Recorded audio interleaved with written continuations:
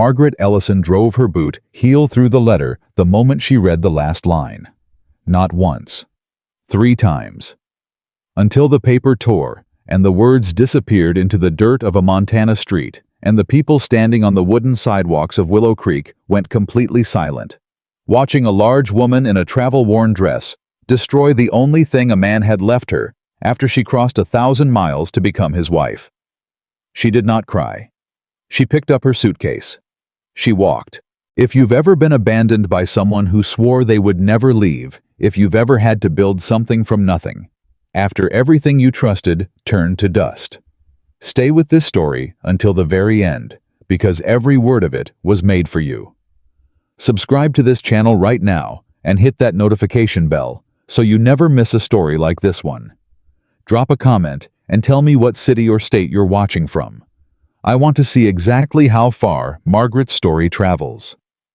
Now let's go back to Montana, 1883, and watch what a woman does when a man leaves her with nothing but broken boards and the choice to use them. The letter had been wrong from the first line. Margaret had known it on the train, reading it the first time in the gray morning light coming through the window glass, her eyes moving across the words twice before her brain accepted what they said. She read it again, then again. Then she folded it carefully, the careful folding of a woman controlling something she could not otherwise control. And she looked out the window at the passing country, and she did not speak to anyone for 6 hours. I have found someone more suited to my life. Do not come to Willow Creek.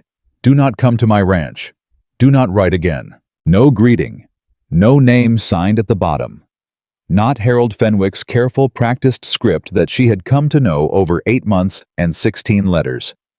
This handwriting was someone else's entirely, which meant he had not even formed the words himself.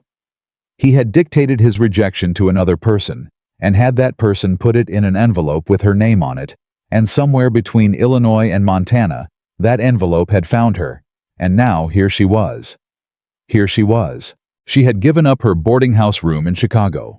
She had sold the furniture her mother left her, the good oak table, the 2 chairs with the curved backs, the small chest of drawers that still smelled of cedar, and something she associated with safety.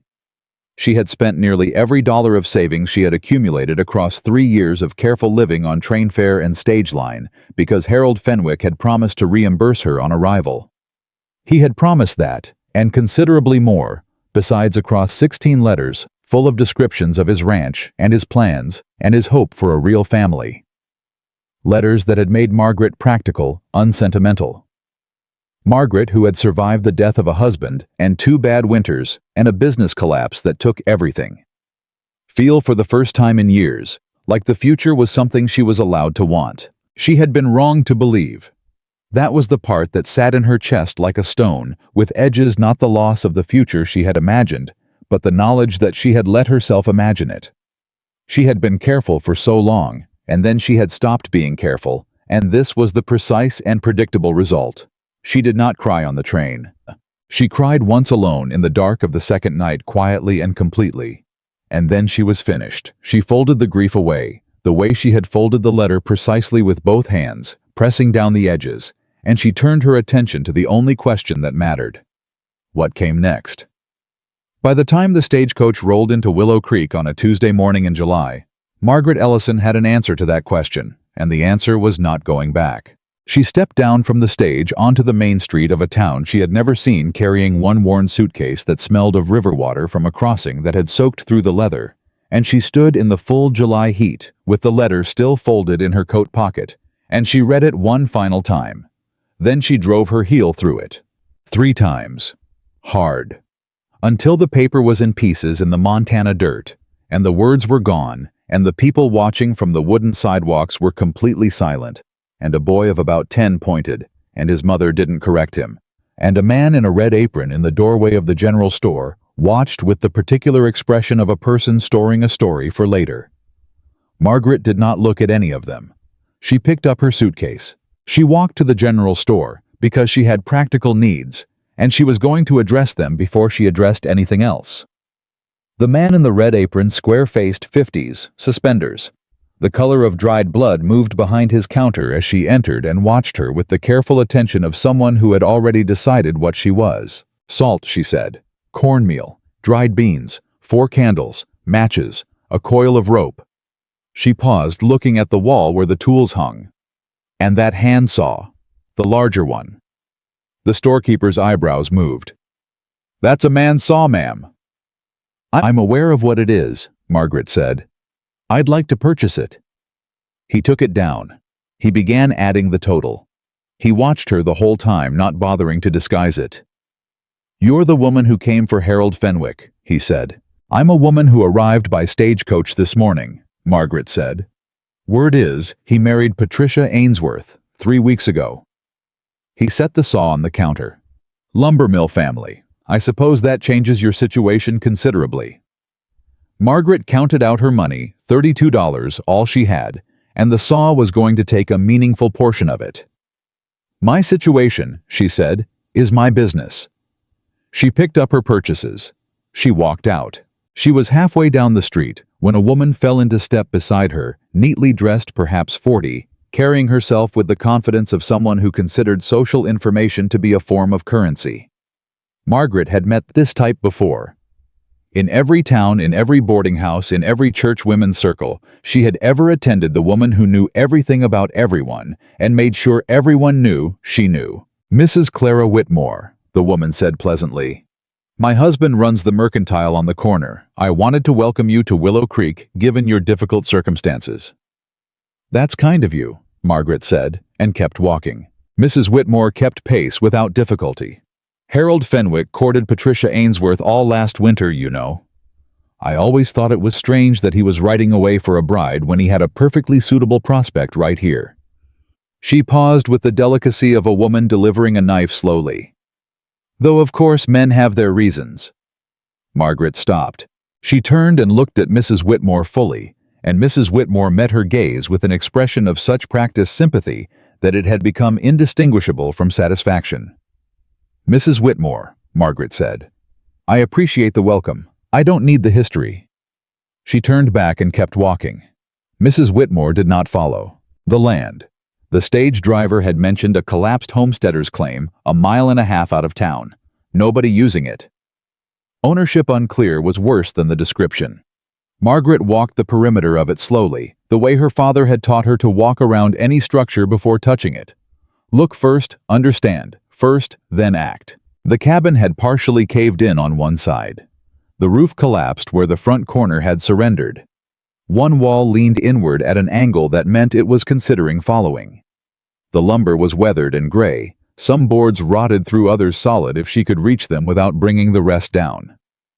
There was a fence line with the posts still in the ground, and no wire between them, and a well that she tested by dropping a stone and hearing after a long moment a clean and distant splash. She lowered the bucket. She pulled up cold, clean water that smelled of nothing but deep earth. She drank it, standing there looking at the ruin of someone else's attempt to build something in this country.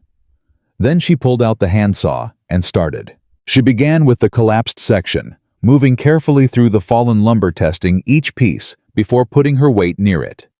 Learning the particular logic of this collapse, which boards had come down whole and which had shattered on impact.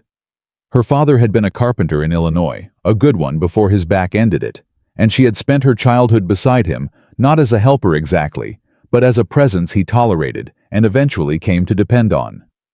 She had handed him tools and listened to him think out loud, and absorbed without knowing she was absorbing a working knowledge of how structures failed and how they could be made not to. She pulled boards free. She sorted them by condition along the ground, usable, questionable scrap.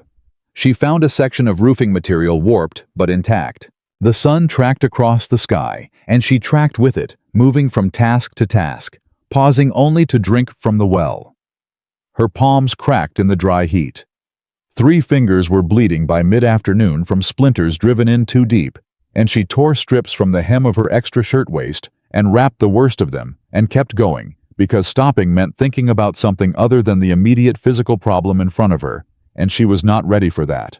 She was on the north wall when she heard the horse. She had both hands on a board she was pulling free, her full weight thrown into it, the wood groaning and resisting, and then it gave suddenly, and she staggered backward 2 steps before catching herself, and in that moment of recovery, she became aware that she was not alone. A man on a dark bay horse had stopped at the edge of the property. He was tall in the saddle with the kind of frame that came from years of actual work, rather than any intention about it. Dark hair going gray at the temples. A hat worn back enough to show his face weathered and angular, with eyes the color of riverstone in flat light, somewhere between gray and green, and not quite either. He was watching her with an expression she could not immediately read. Not amusement, not pity. Something more careful than either and more still. He said nothing, neither did she. She turned back to the board. "That north wall's coming down," he said. His voice was the voice of a man who chose words because he didn't waste them. "Left corner post, rotten through at the base. You load the roof onto that beam, the whole thing comes down on top of you." Margaret set the board down. She walked to the corner post and crouched, pressing her thumb into the wood at ground level. It went in like bread left too long in the rain. She stood. She looked at the man on the horse. "Thank you," she said. "You're the woman from the stage this morning," he said. "I'm a woman who arrived by stage this morning," she said. It was the second time today she had made that particular correction. She was beginning to feel it might need to become a habit. Something shifted in his face. Very small, very brief. "Nathaniel Brooks," he said. "Brooks Ranch 3 miles north." "Margaret Ellison, you planning to rebuild this whole structure?" "I'm planning to have 4 walls and a roof before the week is out," she said. "The rest I'll work out from there." He looked at the building. He looked at her. He looked at the tools she had laid out on the ground with the systematic care of someone who intended to use all of them. "That corner post needs to come out and be replaced before you touch anything else," he said. "You try to work around it, you lose the building." "I don't have a replacement post," Margaret said. "I do."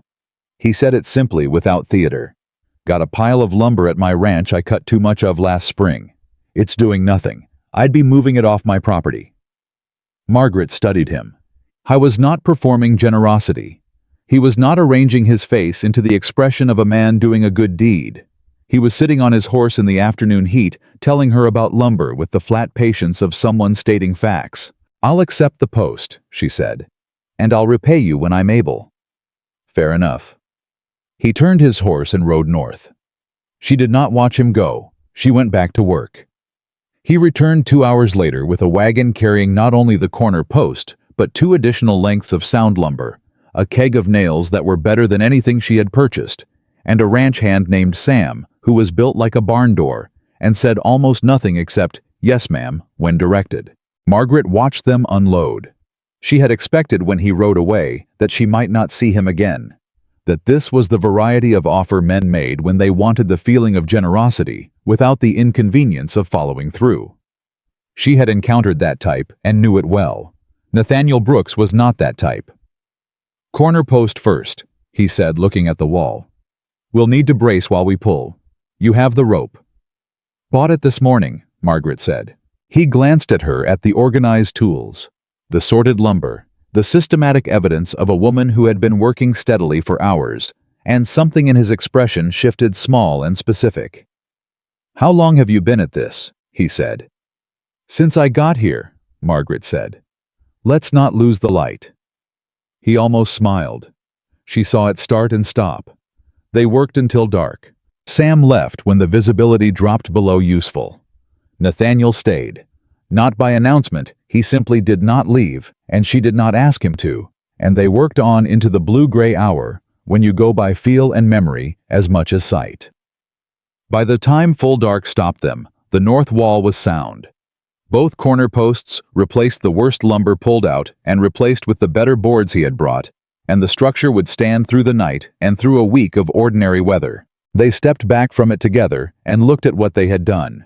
Her hands were in ruins. She had them wrapped, but the cloth was soaked through, and she could feel the specific burn of worked raw skin with every movement of her fingers, and she was aware distantly that her back was also making its feelings known, and her shoulders and both of her knees. She was also aware with a separate and cleaner part of her attention that she felt better than she had in a very long time. "You eat today?" Nathaniel asked. "I had provisions." "That's not what I asked." She looked at him. In the dark, his face was a collection of planes and shadows. the deep-set eyes impossible to read, but his voice was not accusatory, just precise. "No," she said. He went to his horse and came back with hard biscuits in a cloth wrap and a piece of dried beef. He held them out without comment. She accepted without comment. They sat on the ground in the dark eating. The Montana sky above them was unreasonable stars so thick and bright they seemed excessive, the kind of sky that made every human problem feel appropriately sized. Some things that had seemed in a letter in 3 sentences. A man who couldn't write his own rejection. A town full of watching eyes shrank accordingly. Margaret ate and looked at the sky and let herself be small under it, which was, she had learned, sometimes the fastest way to stop feeling crushed. "You watched me for a while before you said anything," she said. "About the post." "About an hour," Nathaniel said. "Why?" He was quiet, which she was coming to understand was just how he processed things, not evasion, just the actual time he needed. "Most people would have quit before they started," he said finally. "I wanted to understand what you were working toward." "A roof," she said. "More than a roof." She looked at the structure in the dark. Her structure. Already more solid than it had been that morning already. More hers than anything had been in years. "A place that belongs to me because I built it," she said. "That nobody can take away because nobody gave it." He didn't answer right away. He sat with it. She appreciated that the sitting with things, the refusal to rush toward reassurance or resolution. Too many people filled silences because they were frightened of them. "That's worth every board," he said. He left when the moon came up, riding north into the dark, and Margaret went inside her partial shelter and lay down on the ground with her coat rolled under her head, and was asleep before the thought of sleeping had fully formed. She was up before the sun. She worked the early cool hours hard, making the most of them before the heat built. She was nailing a crossbeam when she heard wagon wheels, and Nathaniel came back with Sam and additional materials. She hadn't asked for window framing. Door hinges, a handle, and wrapped in cloth in the front of the wagon, 2 slices of apple pie. "My cook made them this morning," he said, as though this required no further explanation. "You told your cook to make pie," Margaret said. "I mentioned I knew someone who hadn't eaten yesterday," he said. "Ruth draws her own conclusions." Margaret unwrapped 1 slice. She ate it standing up because she had work to do, and standing was faster, and it was the best pie she had tasted in several years, and she said so. Something in Nathaniel's face did the thing it sometimes did, the small movement that started toward a smile, and then thought better of it, or maybe just got there quietly without the full external display. "I'll tell her," he said. "She'll be pleased." "Who is Ruth?" Margaret asked. "Cook, housekeeper. She's been at the ranch 11 years, and she runs the domestic side of the operation with complete authority. I have the ranch. Ruth has the house." He paused. "In practice, Ruth has more of the ranch than I do." "She sounds formidable," Margaret said. "She's fair," he said. "Which is better?" The roof was the hardest section. Getting the beams into position required 3 people in precise coordination. And it was during this work that Sam discovered something he had apparently not expected. Margaret climbed without hesitation. She understood load distribution. She knew which end of a beam to take, and where to position her feet, and when to hold, and when to push. She did not need the same instruction twice. Sam worked beside her in silence for a while.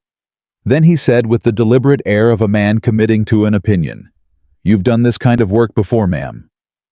"My father was a carpenter," Margaret said. Sam nodded slowly, the nod of a man recalibrating something. "Good teacher," he said. "The best I ever had," she said, and meant it completely. By the end of the 3rd day, the shelter stood. It was not beautiful. The boards didn't match, and the window frame was slightly crooked, and there was a gap at the bottom of the door that would need addressing before fall.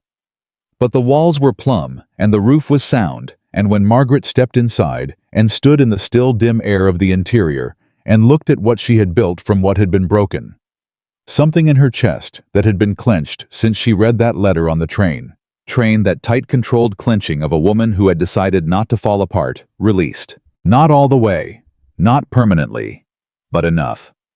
Nathaniel was outside, having stepped away from the doorway to give her the moment. That he understood she needed the moment, that he knew to give it without being asked, was something Margaret filed away carefully in the part of her mind where she kept the things she needed to think about later. "It'll do for summer," she said, coming back out. "I'll need to pack the walls before fall." "Hay bales," he said immediately. "I've got surplus from last season. They'll insulate the exterior adequately until you can replace with proper chinking." "You seem to have a great deal of surplus," Margaret said. "I run a large operation," Nathaniel said. There was something in his voice, something low and dry, so restrained that she might have imagined it. But she did not think she had imagined it. "I need work," she said. Not a request. A statement of fact addressed to him directly because he was the only person in this county she had any reason to address directly. "I have enough money for approximately 6 weeks of careful living. After that, I need to be earning." "What work can you do?" "Accounts. I managed the books for my husband's business in Illinois for 7 years. I can manage inventory plan and track supply operations, cook for large numbers, practical food, well planned. I can learn any system quickly, and I can improve most systems I encounter." She paused. "I can also do physical work, as you've had occasion to observe." Howe was looking at her with the careful weighing expression she had come to recognize, the look of a man who was actually considering what she said, actually running it against real information, rather than simply waiting for an acceptable pause before declining. "My supply manager quit in May," Nathaniel said. "Oregon. I've been running the records myself, which means they are not being run correctly. Ruth handles the kitchen, but she's one person, and I've got 12 hands, and every supply number I should be tracking is at least 2 months behind." He looked at her steadily. $2 a week, and the use of the room in the bunkhouse annex if you want it." "I'll keep my own shelter," Margaret said. "That's your choice. $2 is fair. When do I start?" "Day after tomorrow. Give yourself tomorrow to rest." She looked at him. "I'll start tomorrow," she said. And that the absolute absence of surprise on his face, the small nod with which he accepted this, told her something about Nathaniel Brooks that she was going to need to reckon with eventually. She walked to the Brooks Ranch at first light the next morning, and the operation was larger than anything his brief description had suggested. Main house, bunkhouse equipment, barn, storage buildings, corrals, and beyond all of it, the working land spreading north until it dissolved into distance and sky. She stood at the edge of the yard for a moment, taking the measure of it. "You must be the one who built the Calloway cabin." She turned. A small woman stood in the doorway of the main house, perhaps 50, iron gray hair pulled back severely, a flour-dusted apron, and the particular stance of someone who had been in charge of this specific piece of ground for long enough that she had stopped needing to assert it. "I am," Margaret said. "By yourself," Ruth said. It was not entirely a question. "Largely," Margaret said. Ruth's eyes moved over her, once quickly, completely, the assessment of a woman who had made a long practice of reading people accurately, because in her position, inaccuracy was costly. Then she stepped back from the doorway. "Come in," she said. "Coffee's on." It was the most efficient welcome Margaret had ever received, and she appreciated it enormously.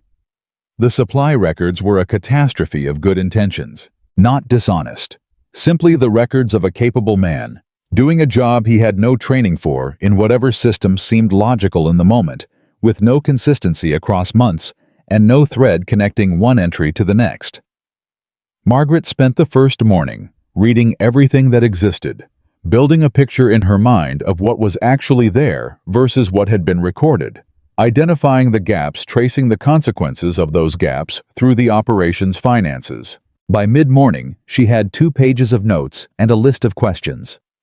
She found Nathaniel in the equipment barn, working on a harness, with the focused attention of a man who found mechanical problems restful. "I need to ask you some things," she said. He looked up. "Go ahead." She went through her list.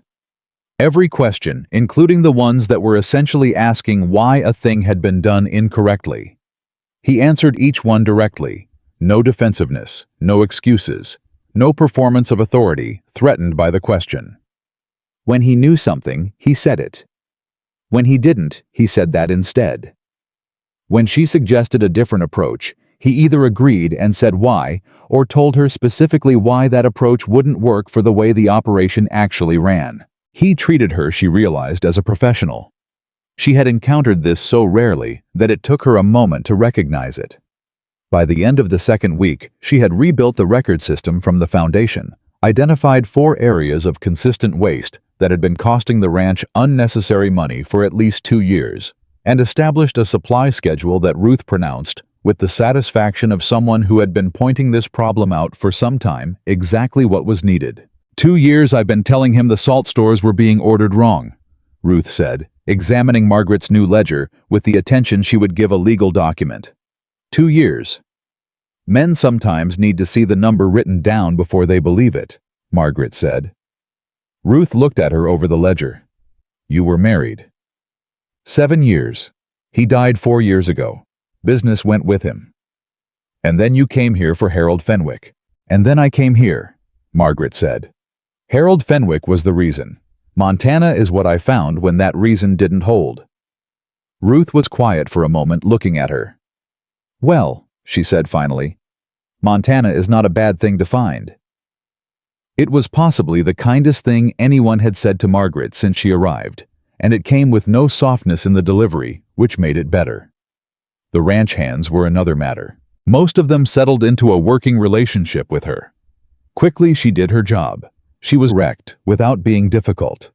She didn't require anything from them except the information she needed to do her work accurately. And in her experience, most people responded well to that combination when given enough time. There were several she came to respect, specifically a quiet man named Dade, who managed the horse operation with a competence she recognized as exceptional, and a young hand named Eli, who could not have been more than 20, and who seemed to feel he owed her an apology for the general behavior of men, which she found both unnecessary and endearing. And then there was Carter. Carter was stocky and certain, the kind of man who had formed views early and found the world's refusal to confirm them a personal offense. He did not say anything directly to Margaret in the first week. He said things adjacent to her in the spaces she had just left in the hearing of others. She knew this was happening from the slight adjustments she registered in rooms she walked into, the way certain conversations ended a beat too quickly. She waited. On the 9th day, she heard him. She was crossing the yard to the storage barn, and Carter was in the barn doorway talking to Eli, and she heard her name, and then heard the word useless, and something about her size that she didn't catch in full, but caught enough of. She changed direction.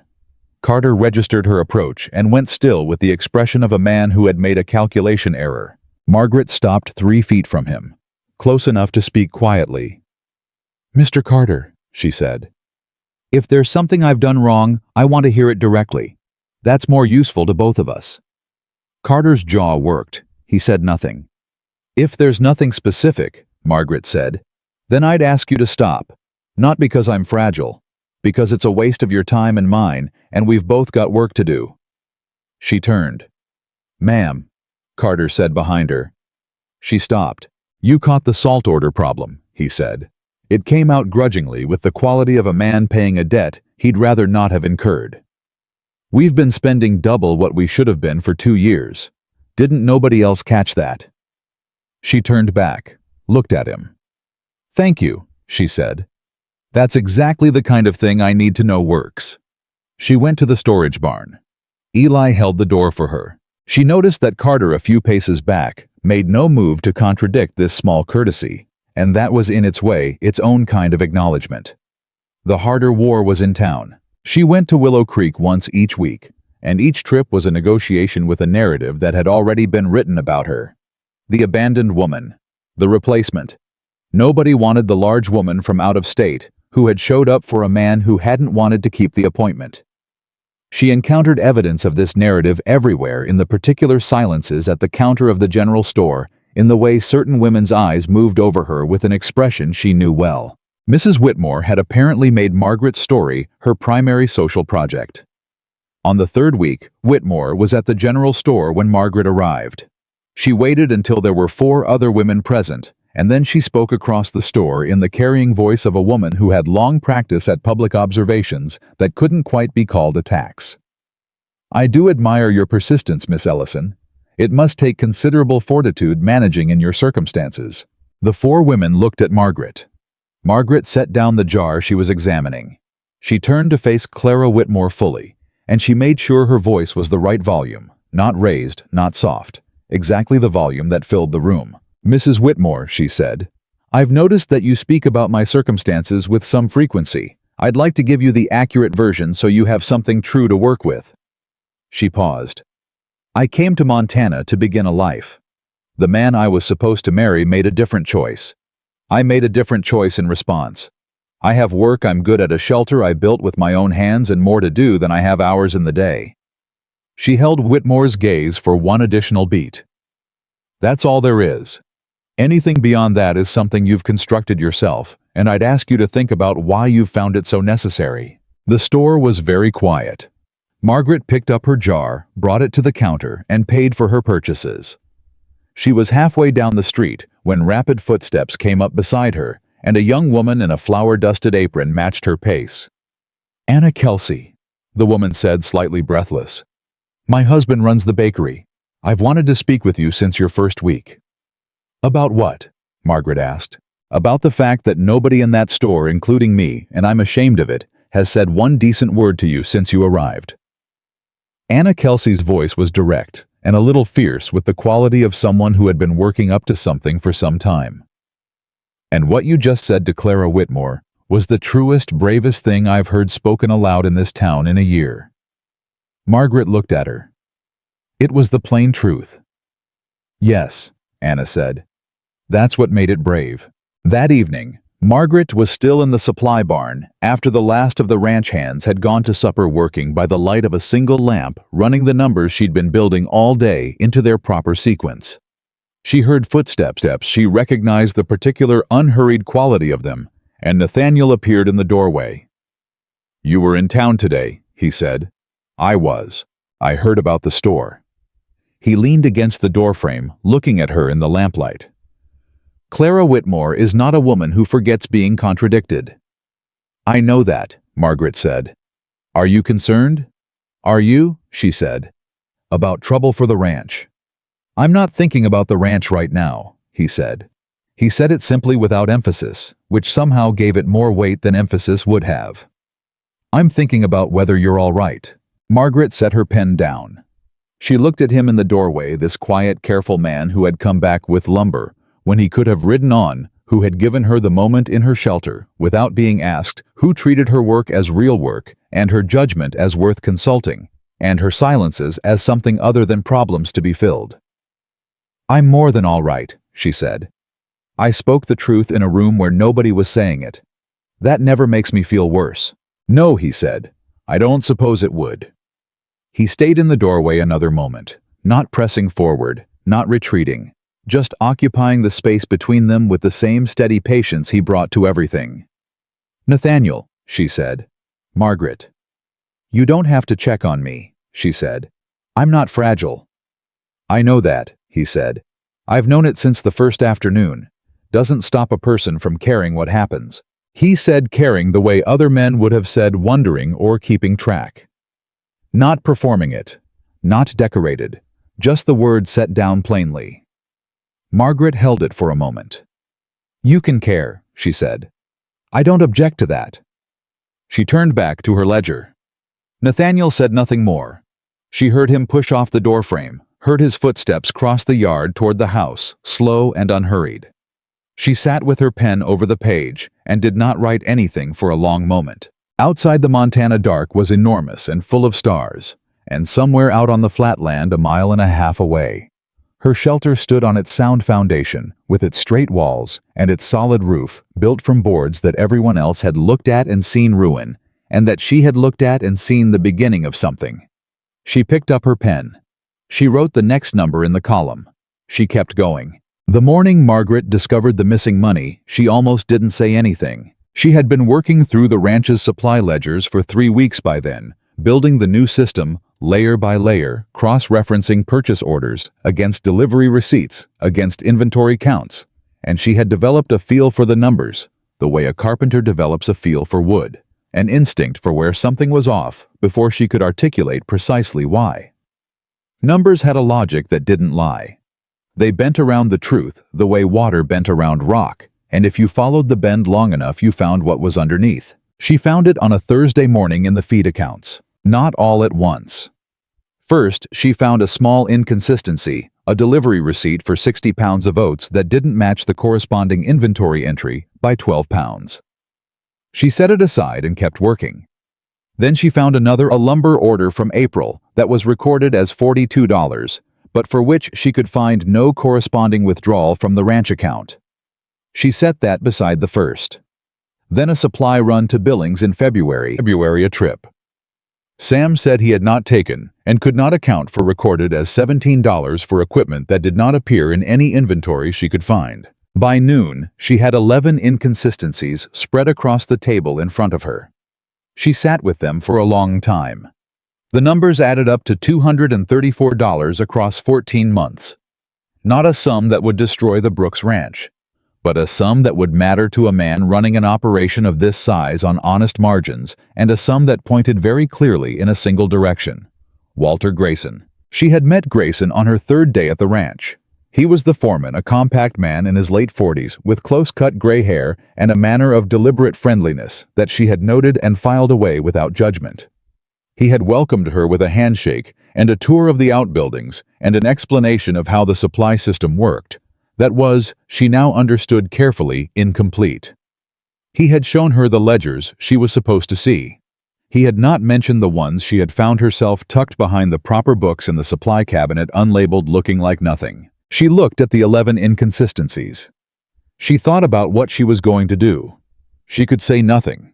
She was a woman 3 weeks into a job in a county where she had no standing and no history, and Walter Grayson had been here for years and was trusted and known, and accusing a trusted foreman of financial dishonesty on the basis of ledger discrepancies was exactly the kind of thing that could end her employment and her reputation in one afternoon. She could tell Nathaniel directly.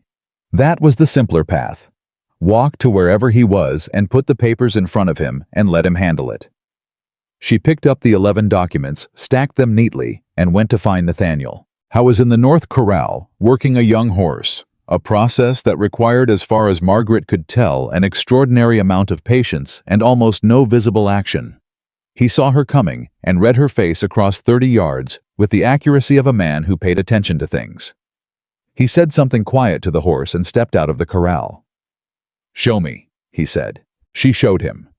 They stood in the supply barn with the documents spread across the work table, and she walked him through each inconsistency in the order she had found it, explaining the discrepancy, showing him the paper trail, letting him see the pattern, build the way she had seen it build that morning. He did not interrupt her. He did not make excuses for what he was seeing. When she finished, he stood looking at the 11 papers for a long moment. His jaw was set. His hands were flat on the table. "How long?" he said. "The earliest I can confirm is 14 months, Margaret said. "I haven't gone back further yet because I wanted to show you this much first." "How much further back do you think it goes?" "I think," Margaret said carefully, "that if you give me 2 more days with the older records, I'll be able to tell you exactly." Nathaniel straightened. He looked at her. "Do you know it's Grayson?"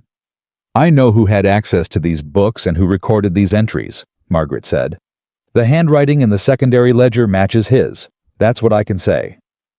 "That's enough," Nathaniel said. "Before you speak to him," Margaret said, "I'd like 2 days to complete the full accounting. If you confront him now, he'll know what I found, and he'll have time to construct a defense. If you wait until I have the complete picture, you'll have everything." Nathaniel looked at her for a moment. Not the look of a man questioning her judgment. The look of a man deciding whether he could maintain his composure for 2 additional days. 2 days, he said. "Thank you." He turned to go. Then he stopped.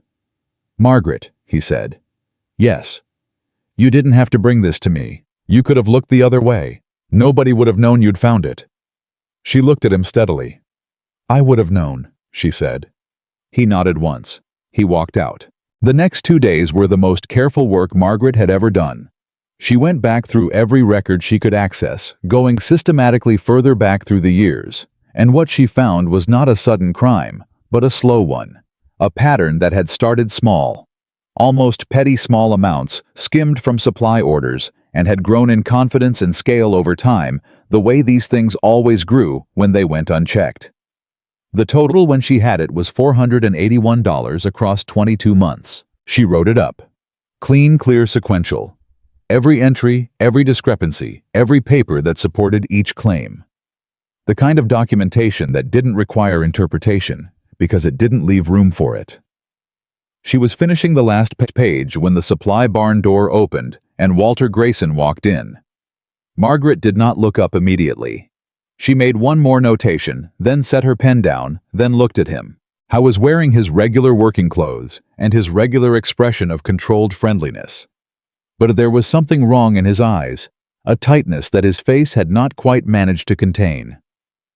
"Working late, Miss Ellison," he said. "I often do," she said. He moved toward the work table with the casual step of a man who had practiced looking casual, and his eyes went to the papers in front of her before he could prevent them. She watched his face. He saw the secondary ledger. He saw the comparison documents. He saw enough. "I hope you're not getting yourself confused with all those old records," he said. His voice was still light. His hands were not. Those old books weren't kept consistently, easy to misread. "I don't misread numbers, Mr. Grayson," Margaret said.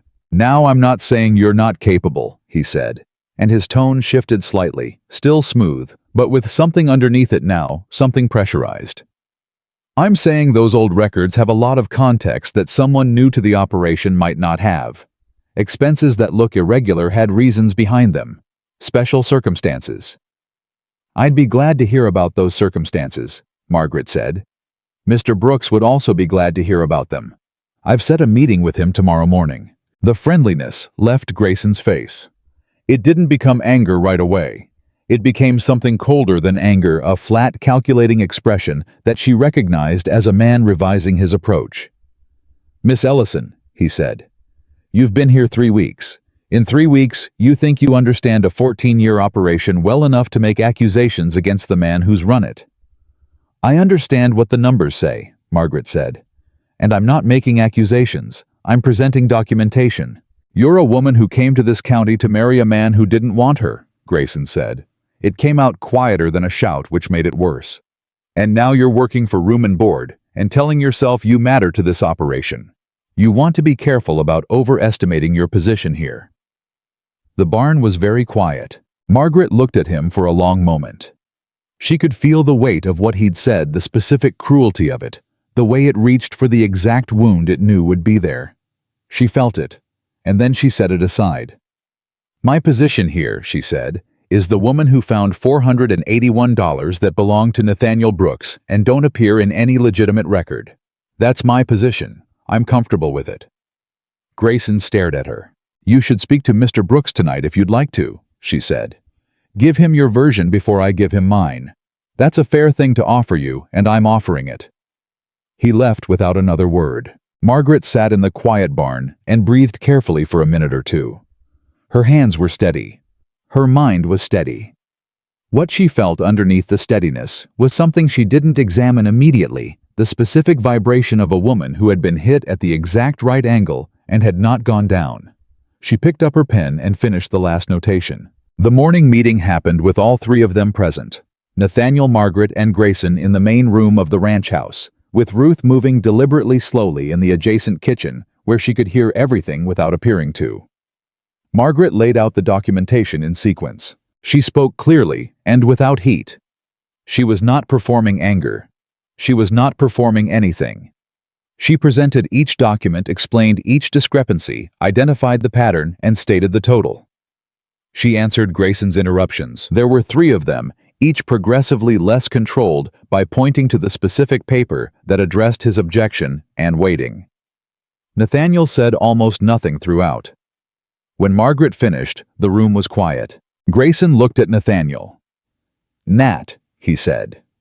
His voice had changed entirely, the smooth surface gone something rough and unsteady underneath. "We've worked together 14 years. You're going to let this woman, a stranger, someone who's been here 3 weeks. I'm going to look at the numbers, Nathaniel said. That's what I'm going to do. Those numbers aren't, there's context. Walter. Nathaniel's voice was not raised. It was in its way much worse than raised. If there's context, write it down and bring it to me. Every dollar that's unaccounted for, bring me the explanation, in writing, with supporting documentation. The quality of silence that followed told Margaret everything. Grayson could not produce documentation that didn't exist. I need time, Grayson said. You have until Friday, Nathaniel said. That's 3 days. After Grayson left, Nathaniel stood at the window for a long time without speaking.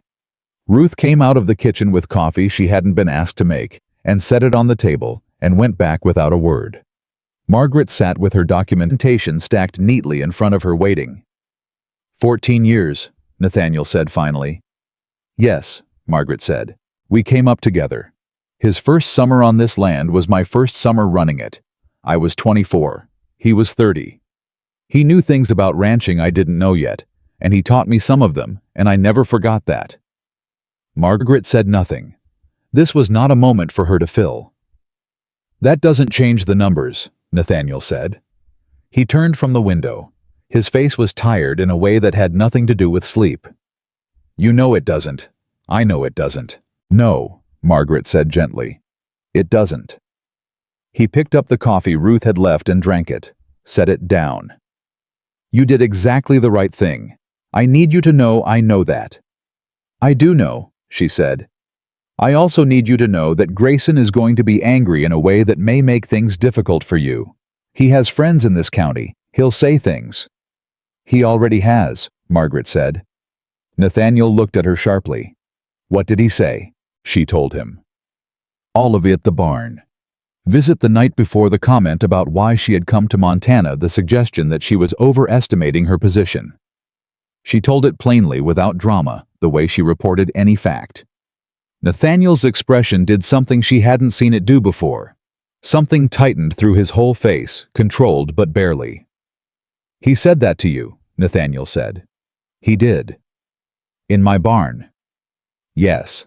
The pause that followed had a different quality than Nathaniel's usual pauses. This one had something working through it. Margaret, he said. You don't need to address it on my behalf, she said before he could continue. I addressed it myself. I know you did, Nathaniel said. I'm not questioning that. But there are things a man says on this property to a person working on this property that are my business, regardless of whether you need my help with them. She looked at him. He looked back. All right, she said. The word got around the ranch faster than Margaret had expected, which meant it got around town faster than she had expected, which meant that by Friday, the day Nathaniel sat down with Grayson, and the documentation and the absence of any counter-documentation. Grayson had been unable to produce the story, was already moving through Willow Creek in several different versions, none of which were entirely accurate, and most of which placed Margaret at the center in ways she hadn't sought. She heard 3 versions in a single afternoon at the general store. The first, from a man at the counter, was that the new woman at Brooks Ranch had accused an innocent man of theft, and Nathaniel was going to realize his mistake shortly, and she'd be out on her ear. The second, from 2 women near the fabric bolts, was that the new woman had framed Grayson to secure her own position, which was a thing women of her type did when they couldn't get a man through honest means. The third came from Anna Kelsey, who appeared beside Margaret near the canned goods with the focused energy of someone delivering a briefing. Half the town is saying you should be sent back wherever you came from, Anna said quietly and directly.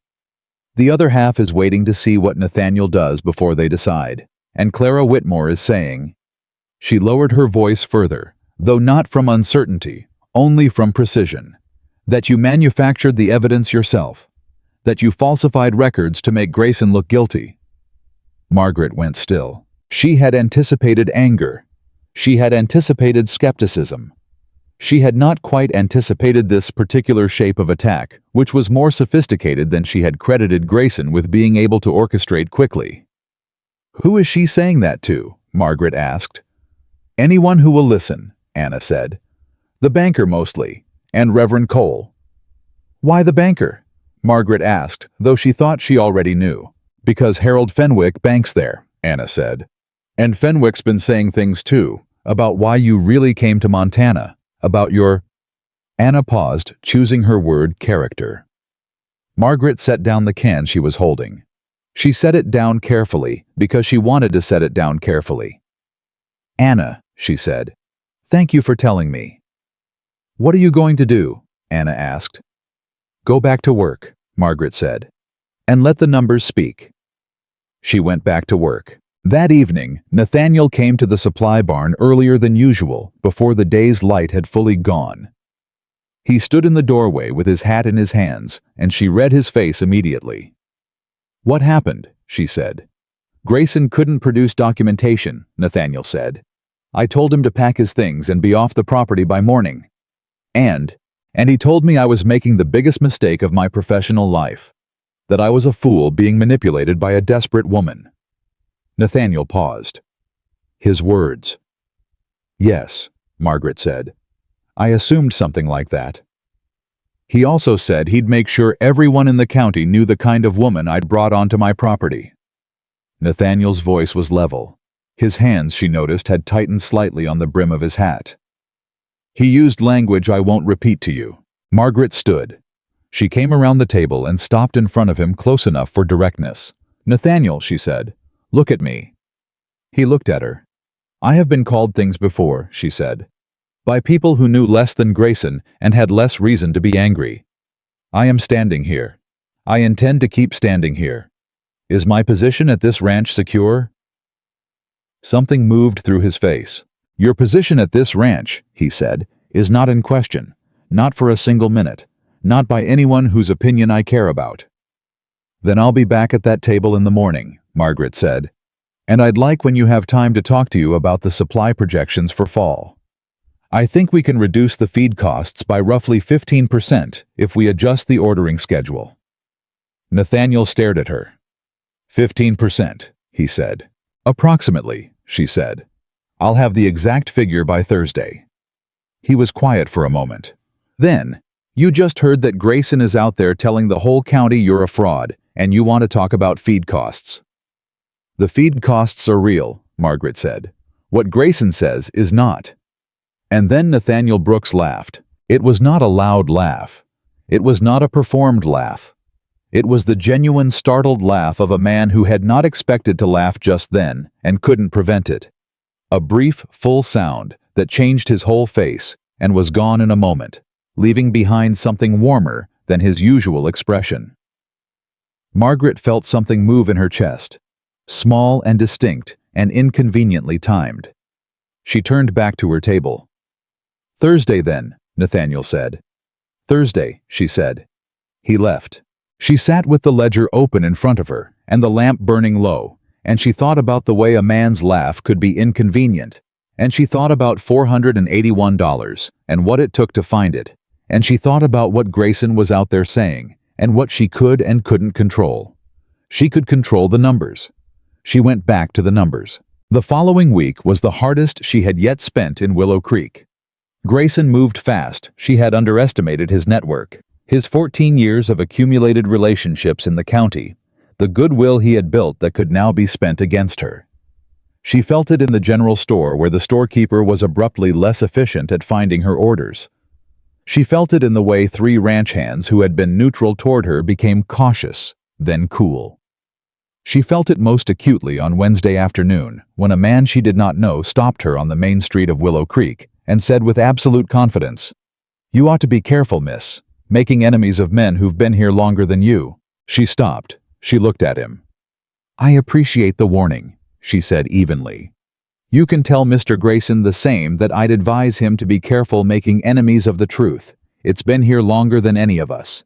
She walked on. Anna told her that evening, appearing at the ranch, as she occasionally did, now that the banker had spoken with Nathaniel directly, that he had suggested carefully, and with many qualifications, that employing Margaret Ellison was a liability the ranch could not afford in the current social climate. "What did Nathaniel say?" Margaret asked. Anna smiled. "He told Mr. Carver that his supply records were now the most accurate they had been in 5 years, that his ranch costs had already dropped by $11 a month, and that if Mr. Carver had a problem with his hiring decisions, he was welcome to take his account elsewhere. Margaret was quiet for a moment. "He said that," she said. "Word for word," Anna said. Mr. Carver did not take his account elsewhere. She left Anna's company and stood alone for a moment in the evening air, and she held that piece of information. Nathaniel standing in a banker's office, defending her to a man whose opinion he needed, and she felt it the way you feel things you are not yet prepared to name. The twist came on a Friday, and it came from the last direction she would have chosen. She was in the supply barn finishing the fall projections when Ruth appeared in the doorway, which was unusual. Ruth moved through her domain with purpose and efficiency, and never appeared somewhere without a reason for being there. "There's someone here to see you," Ruth said. "He came to the house. He asked for you by name." "Who is it?" Margaret said. Ruth's expression was unreadable in the particular way it became when Ruth had already formed a strong opinion and was choosing not to deliver it yet. "He says his name is Harold Fenwick," Ruth said. Margaret's pen stopped. She set it down. She breathed in through her nose and out through her mouth, one deliberate breath, the way she had learned to do in moments that required composure she had to manufacture rather than feel. "Where is he?" she said. "Front of the house," Ruth said. "I told him to wait." Margaret stood. She straightened her apron. She looked at the fall projections on the table, neat and precise and entirely real. And then she walked out of the supply barn and around to the front of the ranch house. Harold Fenwick was standing in the yard. He was taller than she had imagined from his letters. She realized she had never been given cause to imagine him physically before because she had never expected to see him. He was perhaps 40, fair-haired, with a face that was pleasant enough in a way that conveyed very little about the person behind it. He was dressed well. He held his hat in both hands, which she noted. He looked at her. She stopped 10 feet from him and did not close the distance. "Miss Ellison," he said. "Margaret." "Mr. Fenwick," she said. He opened his mouth and then closed it. Then, "I owe you an apology." "You do," she said. He looked as though he had expected her to say something more gracious than that, and his slight surprise at not receiving it was itself informative. "I handled the situation very poorly," he said. "The way you were informed, that was wrong. I should have written to you directly. I should have given you time to make other arrangements." "You should have," Margaret said. "I panicked," he said. "Patricia's father. The timing, I panicked, and I made a coward's choice, and I have thought about it since." "That's good," Margaret said. "Thinking about it is useful. What brings you here today?" He hesitated. "I heard you were having difficulties with Grayson. I wanted you to know that I've spoken to some people in town on your behalf. I thought that perhaps I could help." Margaret studied him. She studied him carefully with the same systematic attention she gave to a ledger that wasn't adding up correctly. "Mr. Fenwick," she said. "Why?" "Because I caused harm," he said. "And I'd like to correct some of it." "That's one reason," she said. "What's the other?" I was quiet. "Mr. Fenwick," she said. "I appreciate that you came.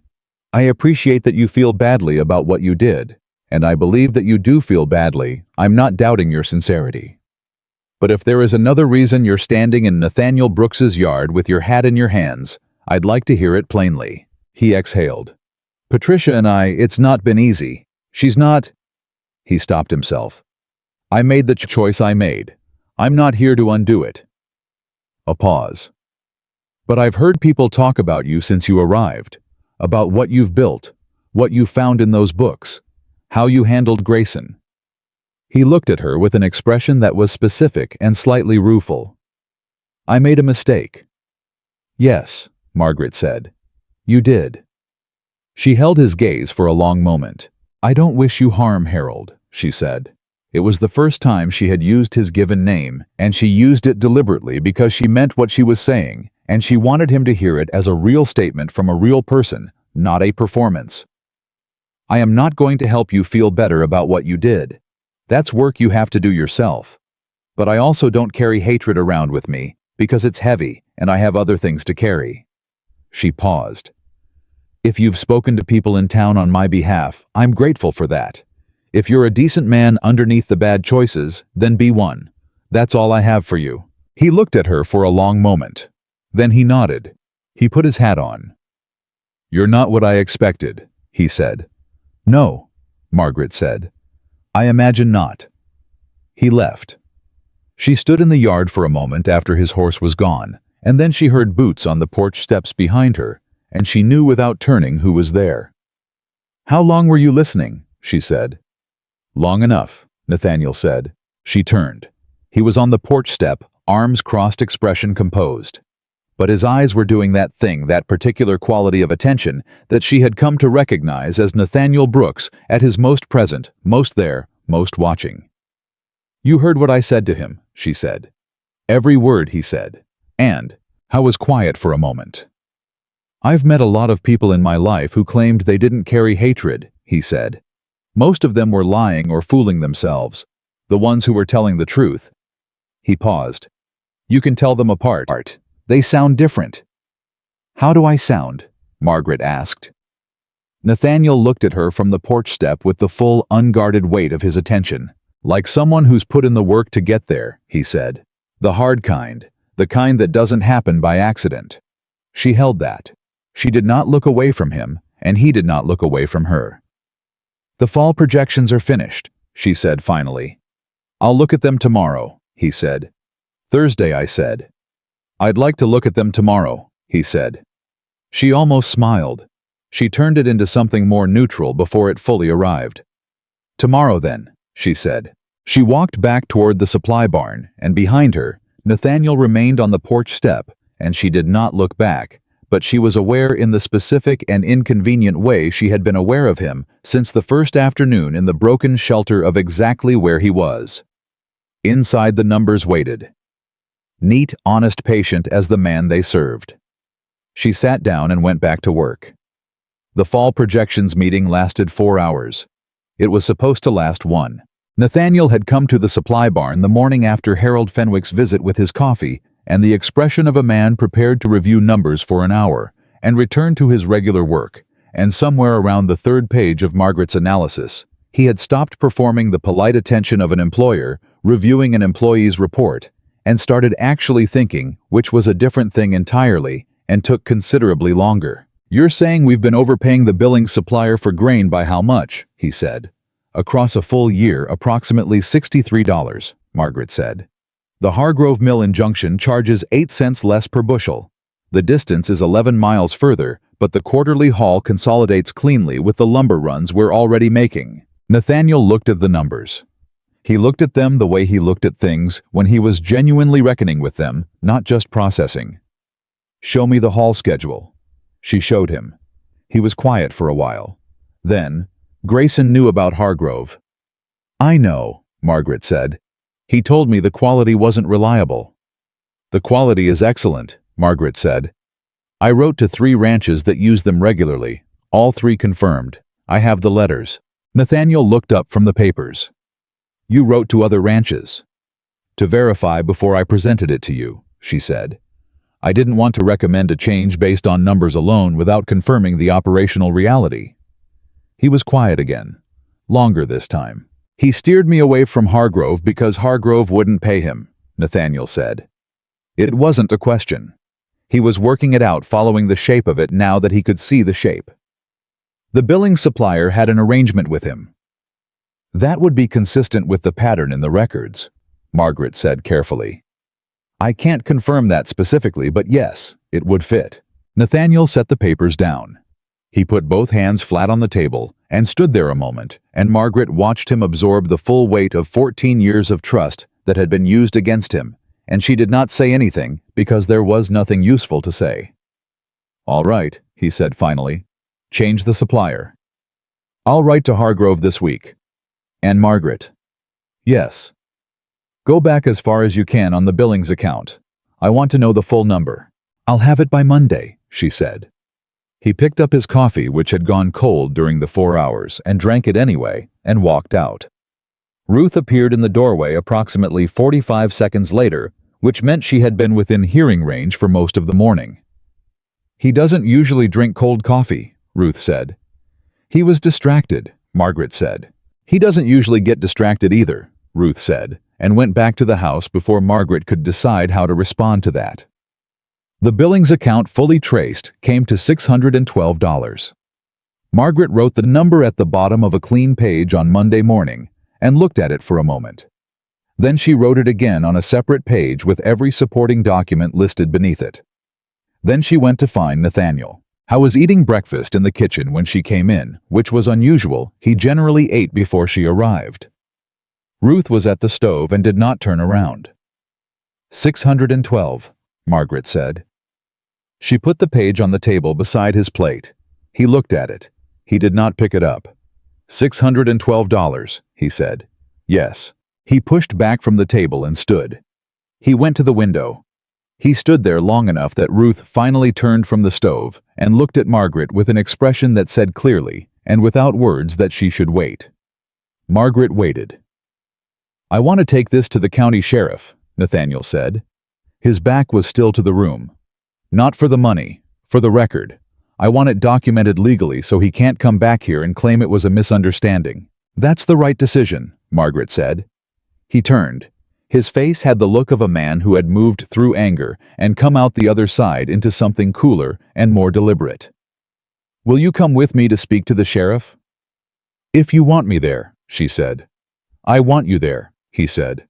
You understand the documentation better than I do, and, he paused. I want it on record that this came from your work, your name on it. She looked at him. My name, she said. Your name, he said. You found it. You documented it. You should have the credit for it, not be standing behind me while I present your work as though I did it. Something in Margaret's chest performed the same small, distinct, inconvenient movement it had been performing with increasing frequency in Nathaniel Brooks's presence. Thank you, she said. She said it simply because it was a simple and genuine thing. Thursday, he said. We ride to town.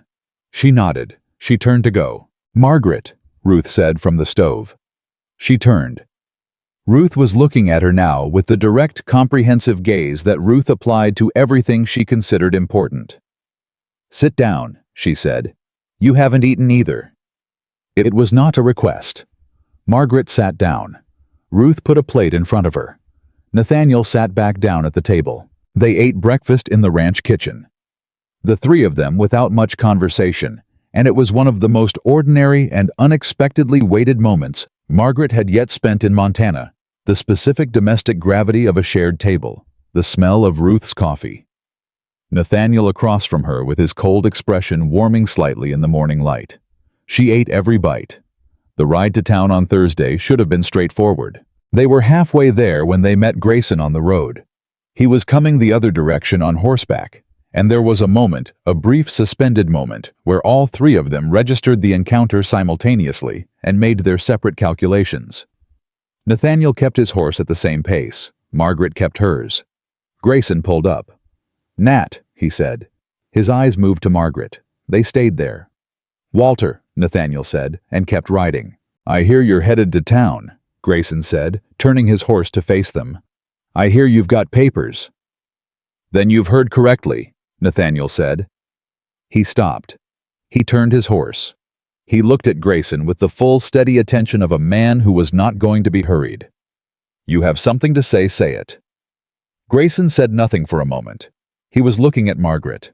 You've let a woman who's been here 6 weeks poison 14 years, he said. I want you to hear yourself, Nat. 6 weeks against 14 years. The money's been missing for 22 months, Nathaniel said. The weeks don't change that. She made those numbers say what she wanted them to say, Grayson said. His voice was rising now, losing the control he had maintained in the house that first morning. She's been working you since the day she arrived. You think she cares about your ranch? She needed a man, and Fenwick didn't want her, and now she's found another way to make herself necessary. Mr. Grayson, Margaret said. He stopped. She had not raised her voice. She spoke at normal volume evenly the way she always spoke. The documentation is signed, sourced, and witnessed, she said. Every claim has a paper behind it. You're welcome to challenge any specific entry when we're with the sheriff. If there's an error, I want to know about it. If there isn't, she paused. then what you're saying right now has nothing to do with the numbers and everything to do with the fact that you were caught. Those are different problems. Grayson stared at her. You should move us aside, she said. We have an appointment. The silence stretched long enough to be meaningful. Then Grayson wheeled his horse and rode past them without another word fast enough that the sound of hooves faded quickly. Nathaniel watched him go. Then he looked at Margaret. Every time, he said. Every time what, she said. Every time I think I've seen the limit of what you're capable of, he said. You do that. She turned her horse back toward town. Let's not be late, she said. But he kept looking at her for another moment, with that particular expression she had stopped trying to categorize, and then he turned his horse and rode beside her, and they didn't speak again for the rest of the ride, which was a comfortable silence and therefore its own kind of statement. Sheriff Dale Purcell was a methodical man who read every page of Margaret's documentation before he said a word. He read it twice.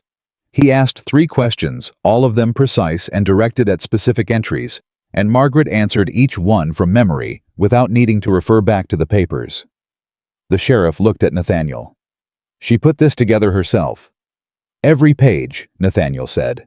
Purcell looked at Margaret with an expression she recognized the expression of a man recalibrating an assumption he hadn't been aware he was holding. Miss Ellison, he said, this is the clearest financial documentation I've seen presented in this office in 6 years. Thank you, Margaret said. I'll have a conversation with Grayson by end of week, Purcell said. Depending on what he says, this may go to the circuit judge. That's your call to make, Nathaniel said. I've got what I needed, the record. They shook hands. Purcell nodded at Margaret, with the specific nod of a man offering respect he hadn't originally budgeted for. Outside on the street, Nathaniel stopped walking. Coffee, he said, before we ride back.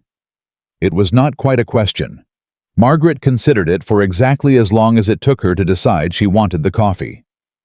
All right, she said. They went to the bakery. Anna's bakery. And Anna Kelsey looked up from behind the counter and took in the 2 of them together and assembled an expression of extraordinary neutrality that fooled neither of them. Miss Ellison, Anna said warmly. Mr. Brooks.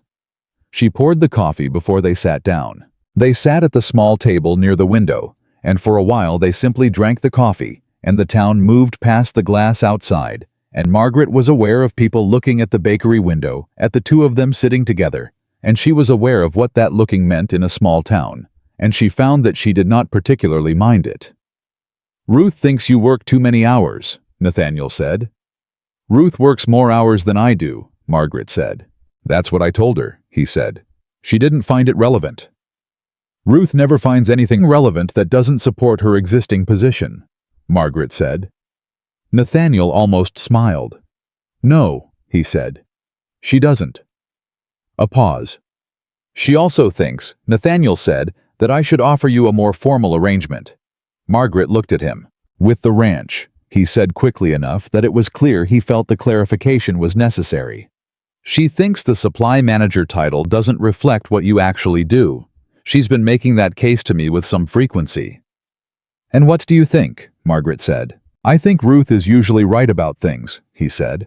And I think... He stopped. He looked at his coffee cup. He looked back at her. I think you've changed the way this operation runs, in 6 weeks, significantly. And that deserves to be recognized as what it is. Which is what, she said. Partnership, he said. Or the beginning of it if you're willing. The words sat in the air between them. Margaret turned her coffee cup in her hands. She thought about arriving in this town with $32 and a broken letter. She thought about the shelter, the boards she had pulled out of the ruin of someone else's attempt, the corner post that was rotted through. She thought about $612 and Ruth's apple pie and a man who had stayed to work past dark without announcement. What does that mean practically? She said. It means a fair share of the cost savings you generate goes back to you, he said. It means your name on the supply contracts. It means you have a seat at the table when we make decisions that affect the operation. He paused. It means I stop treating what you do here as a service I hired and start treating it as what? She said. He looked at her directly. As something I couldn't run this place properly without, he said. Anna behind the counter was making a great deal of noise, reorganizing cups that had not needed reorganizing. Margaret looked at Nathaniel for a long moment. "I'll think about it," she said. "All right," he said. "I'll give you an answer by Friday," she said. "All right," he said again. She thought he might push, and he didn't, and that was perhaps the most persuasive thing about him. The storm came that night. Not the social storm, though, that was building also, in the way that social storms built in small places, slow and inevitable. The actual storm. The kind that came off the mountains in August, without sufficient warning, that arrived in the early hours, when the sky turned a specific shade of green that experienced ranchers recognized and inexperienced ones described later as the most frightening thing they had ever seen. Margaret woke to the sound of the wind at 2 a.m. and knew immediately what it was. She dressed fast. She went to the window of her shelter and looked out at the sky, and the sky was wrong in the way Nathaniel would have recognized. She had not grown up in Montana. But she had been paying attention, and she had heard Dade and Sam and Eli talk about the late summer storms, and she had stored that information the way she stored all information completely without knowing when she would need it. She needed it now. She ran. The ranch was already awake when she arrived.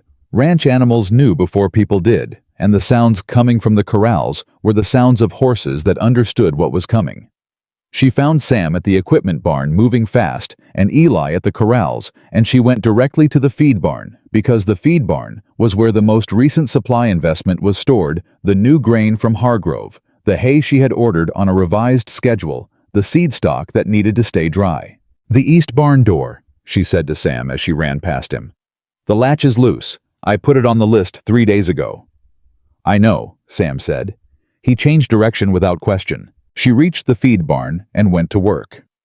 She had the interior layout in her head, the way she had every part of the operation in her head, exactly where everything was, exactly what needed to move to higher ground, exactly what needed to be secured, versus what could withstand water if it got in. She worked in the dark and by feel for the first few minutes because she hadn't taken time for a lantern, and then Eli appeared with one and held it without being asked. Because in the weeks since the Carter incident, Eli had developed what could only be described as a policy of appearing exactly when he was most useful. "The east corner," she said. "The seed stock has to move." "How far back?" "All the way, against the interior wall, and the new grain we need to elevate it." "On what?" She looked around the barn with the lantern's light. "The old stall dividers, in the back. Lay them flat 2 deep. We need 4 inches of clearance minimum." He was moving before she finished the sentence. The wind hit full force approximately 20 minutes after she'd arrived at the barn, and it was the kind of force that made the structure flex and creak and say things in the language of stressed timber that were not reassuring. Margaret kept working. Her hands were going again. She had broken the healing skin on her right palm, somewhere in the first few minutes of lifting, and she was aware of it in the background of everything. A familiar burn she had stopped paying primary attention to weeks ago. The east barn door blew open. The latch Sam had gone to fix had not held, or perhaps Sam hadn't reached it in time, or perhaps the wind simply overruled the latch. It didn't matter which. The door was open, and the wind was coming in, and the rain behind the wind was horizontal, and the grain she had just elevated was directly in its path. Margaret moved. She crossed the barn at a run and hit the door with her full weight, and it resisted her because the wind was hitting it from the other side with considerably more than her full weight. She planted her feet and pushed. The door moved 4 inches. She pushed again. 6. The rain was hitting her face and her shoulder and her arm, the cold of it shocking in the August heat she had gotten used to. And she heard someone shout behind her, and then Nathaniel was beside her. His hands went to the door above hers. He pushed. Together they pushed the door closed, and he threw the backup bolt, the manual one, high on the frame that the broken latch didn't control, and the wind screamed against the outside of it, and the door held. They stood in the noise of the storm, with the barn door solid between them and the wind, and for a moment neither of them moved. They were breathing hard, both of them, and the rain had come in enough to soak them both in. The 15 seconds the door had been open, and Nathaniel's arm was against her shoulder, and his hands were still on the door above hers. She became aware of this in sequence. She stepped back. He stepped back. They looked at each other in the lantern light with rain dripping from their hair and their clothes, and the storm continuing its argument with the outside of the barn. "The seed stock," she said. "Eli's got it," Nathaniel said. He was looking at her hand, the right one where the palm was bleeding again. "Margaret." "It's fine," she said. "It's not fine," he said. "Stop moving it." "I have work." "Eli has the seed stock," he said. "Sam has the corrals. I have the main barn. You have done what needed doing in here." He looked at her steadily. "Stop. Moving. It." She stopped. He tore a strip from the inside hem of his work shirt without ceremony, without drama. Just the quick tear of a man who needed a bandage and didn't have one, and he reached for her hand. She let him. He wrapped her palm with the same efficient care he brought to practical problems, tying it off cleanly his head.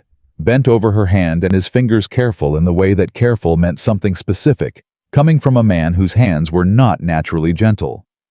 He did not let go of her hand immediately when he was done. He held it for a moment. Just a moment. "You ran here," he said, "from your shelter, in the dark, before anyone called you." "The east barn door latch," she said. "I put it on the maintenance list 3 days ago. I knew it would go." "That's not why you ran," he said. She looked at him. "You ran because it's yours," he said. "The grain, the seed stock, the supply investment. You built it, and you know every piece of it, and you weren't going to stand in your shelter and watch a storm hit something you built." She held his gaze. "Yes," she said. He let go of her hand. Outside the storm continued, making its case loud and committed, but the barn held, and the seed stock was safe, and the east door was bolted, and the specific crisis was over, even if the storm was not. "Friday," Nathaniel said. She blinked. "What?" "Your answer," he said. "About the partnership. You said you'd give it to me Friday." She looked at him. "You're asking me this right now," she said. "In the middle of a storm, with rain in your hair." "Yes," he said. "I'm asking you right now." She was quiet for a long moment, listening to the storm batter the barn, feeling the specific truth of what he had just said. "You ran because it's yours." Settle into something she recognized. "Yes," she said. "The answer is yes." Nathaniel looked at her. Something in his face opened briefly. Not a smile. Something behind a smile. Something more fundamental, and then composed itself again. "Good," he said. "Good," she said. Eli appeared from the back of the barn. "Seed stock is secure, ma'am." He looked at the two of them standing in the lantern light with rain-soaked clothes, and his face arranged itself into the expression of a 20-year-old man choosing to notice nothing. "Thank you, Eli," Margaret said. "Yes, ma'am," Eli said. He went back to the seed stock. The storm blew itself out by morning. The damage was real, but manageable. 2 sections of fence line down some roofing on the equipment barn that would need replacing a section of the corrals that had taken the worst of the wind. Margaret walked the property at first light with Nathaniel and Sam and Dade, assessing, making the list in her head, calculating what the repair would cost against the current supply budget.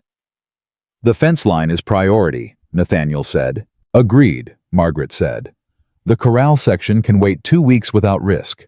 The equipment barn roof needs to happen before the next rain." "I can get lumber from Hargrove on Thursday's run," Sam said, looking at her specifically. The use of Hargrove's name, she noted, had become unremarkable among the ranch hands. It was simply where they ordered from now. "Include the hardware," Margaret said. "I'll write the order this morning." They moved through the damage assessment efficiently, and there was something in the rhythm of it, the 4 of them working through the problem together, each person's knowledge complementing the others. Nathaniel's decisions, landing on the foundation of the information she and Sam and Dade provided, that felt different than the early weeks. Less like employment, and more like what Nathaniel had named it in the bakery, sitting across from her with coffee going cold between them. Partnership. The word had landed differently then than it landed now. She was still thinking about the difference when she went back to the supply barn to write the lumber order, and she was halfway through it when Anna Kelsey appeared in the doorway, which was unusual enough that Margaret set down her pen immediately. Anna did not have the appearance of someone delivering good news. "Tell me," Margaret said. "Grayson went to the banker yesterday," Anna said. "Before the storm. He didn't go to Carver." She paused. "He went to Marcus Webb." Margaret went still. Marcus Webb was the other banker in Willow Creek, the one whose institution held the mortgage on Brooks Ranch land. She knew this because she had found it in the financial records, noted it, and filed it away as relevant background. She had not expected it to become relevant this quickly. "What did he tell Webb?" Margaret said. "That the ranch books are being mismanaged," Anna said. "That a woman with no standing and no history in this county has been given access to confidential financial records and has been making unauthorized changes to supplier contracts." She paused again. "And that Nathaniel Brooks' her word was compromised. That his judgment cannot be trusted right now." The supply barn was very quiet. "Webb believed him," Margaret said. "Webb met with him for 2 hours," Anna said. "Webb and Grayson have hunted together for 10 years. Their wives are cousins." Margaret looked at the lumber order on the table in front of her. She looked at it for a long moment, reading the numbers without seeing them. "Does Nathaniel know?" she said. "Not yet," Anna said. "I came to you first." "Why?" Anna looked at her with the direct, slightly fierce regard that had characterized her from the first day she had fallen into step beside Margaret on the main street. "Because Grayson has spent 2 weeks telling this town that you're a woman with an agenda and no real competence," she said. "And Webb is about to use that story to put pressure on a man who trusted you. And I thought you deserved to know before it happened, so you could decide what to do about it instead of just having it happen to you." Margaret breathed in, breathed out. She picked up her pen. She finished the lumber order in 4 clean lines. "Thank you, Anna," she said. She set the pen down. She stood up. "Where is Nathaniel right now?" "North fence line," Anna said. "With Sam." She went to find him. How was where Anna said, working alongside Sam, on the downed section, the both of them moving with the focused efficiency of men doing physical work that required no discussion. She came across the field toward them, and Nathaniel registered her at a distance and read her face the way he always read it, and by the time she reached him, he was already handing his work gloves to Sam. "What is it?" he said. "Not a question," she told him. All of it directly in the order she had received it. Grayson, Webb, the 2 hours, the cousin wives. Nathaniel listened without interrupting. When she finished, he looked at the fence line for a moment. "Webb is going to call in the note," he said. "That's where this goes." "If he finds sufficient reason to claim mismanagement," Margaret said. "Yes, that's where it goes." "And Grayson is giving him the reason," Nathaniel said. "Grayson is trying to," she said. "He hasn't succeeded yet." Nathaniel looked at her. "What do you need?" She had expected to be the one asking that question. The fact that he had turned it on her so immediately, so instinctively. "What do you need?" Not, "What do we do?" Did something to her composure that she managed narrowly to contain. "I need 3 days with the complete financial records," she said. "I need to build a document that shows the ranch's fiscal position clearly enough that any banker, even one who hunts with Walter Grayson, cannot look at it and make a legitimate claim of mismanagement." "You have them," he said. "And I need you to request a meeting with Webb," she said. "Not to defend yourself. To present the numbers. Let the numbers do the defending." "Wednesday," Nathaniel said. "I'll write to Webb today." "Wednesday," she agreed. Sam, who had been working quietly at the fence with his back to them for the entire conversation, said without turning around, "You want help with anything on those records, ma'am, you say the word." "Thank you, Sam," Margaret said. "Yes, ma'am," Sam said.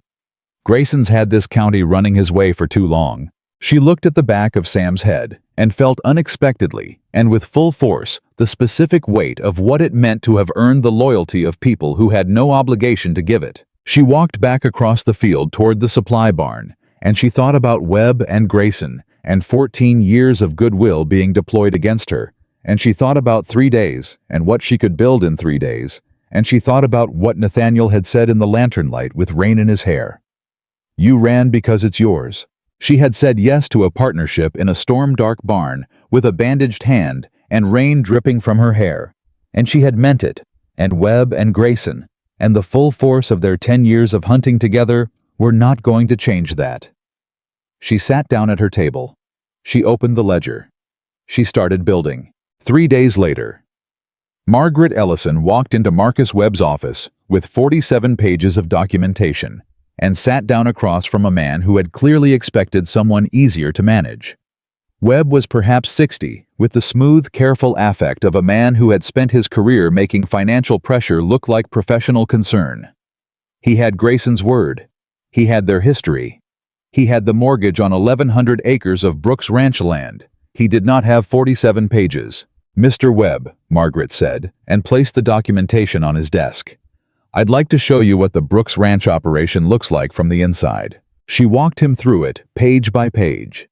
The ledger reconstruction, the Grayson accounts, the billing supplier discrepancy, the new cost projections, the Hargrove contracts, the savings already realized in 6 weeks, $11 a month in recurring costs, $63 annually on grain, the projected fall savings she had presented to Nathaniel in the 4-hour meeting that was supposed to last one. Webb read.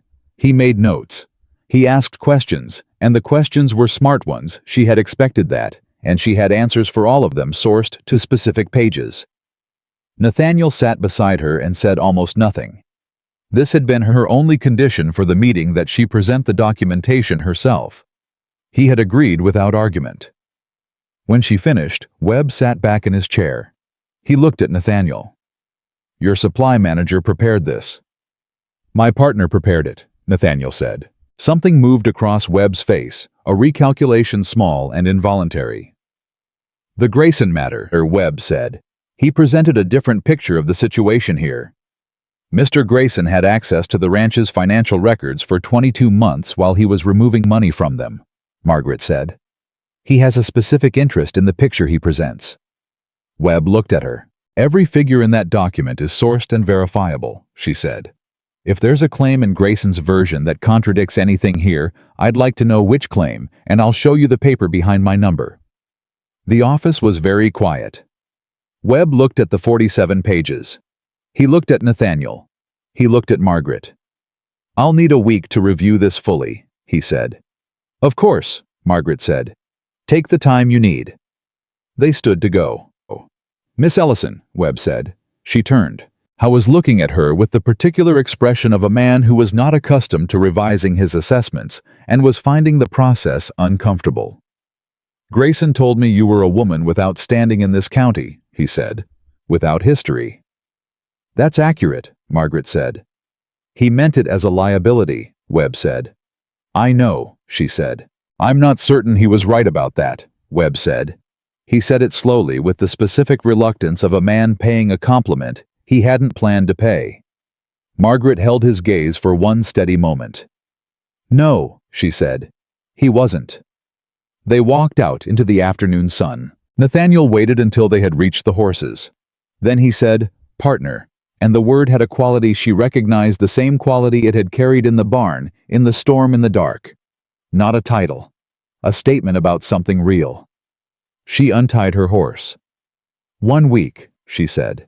"Then we'll know." "We already know," he said. She looked at him. "Webb's not going to call that note," Nathaniel said. "You showed him things he'd rather know than not know, and that matters to a man like Webb more than Grayson's story. He'll go back through the Grayson accounts himself now. He's going to find things." "Probably," she said. "You knew that going in," he said. "Yes," she said. "You built the document so he couldn't look away," Nathaniel said. "Not to defend us, to make him need to look."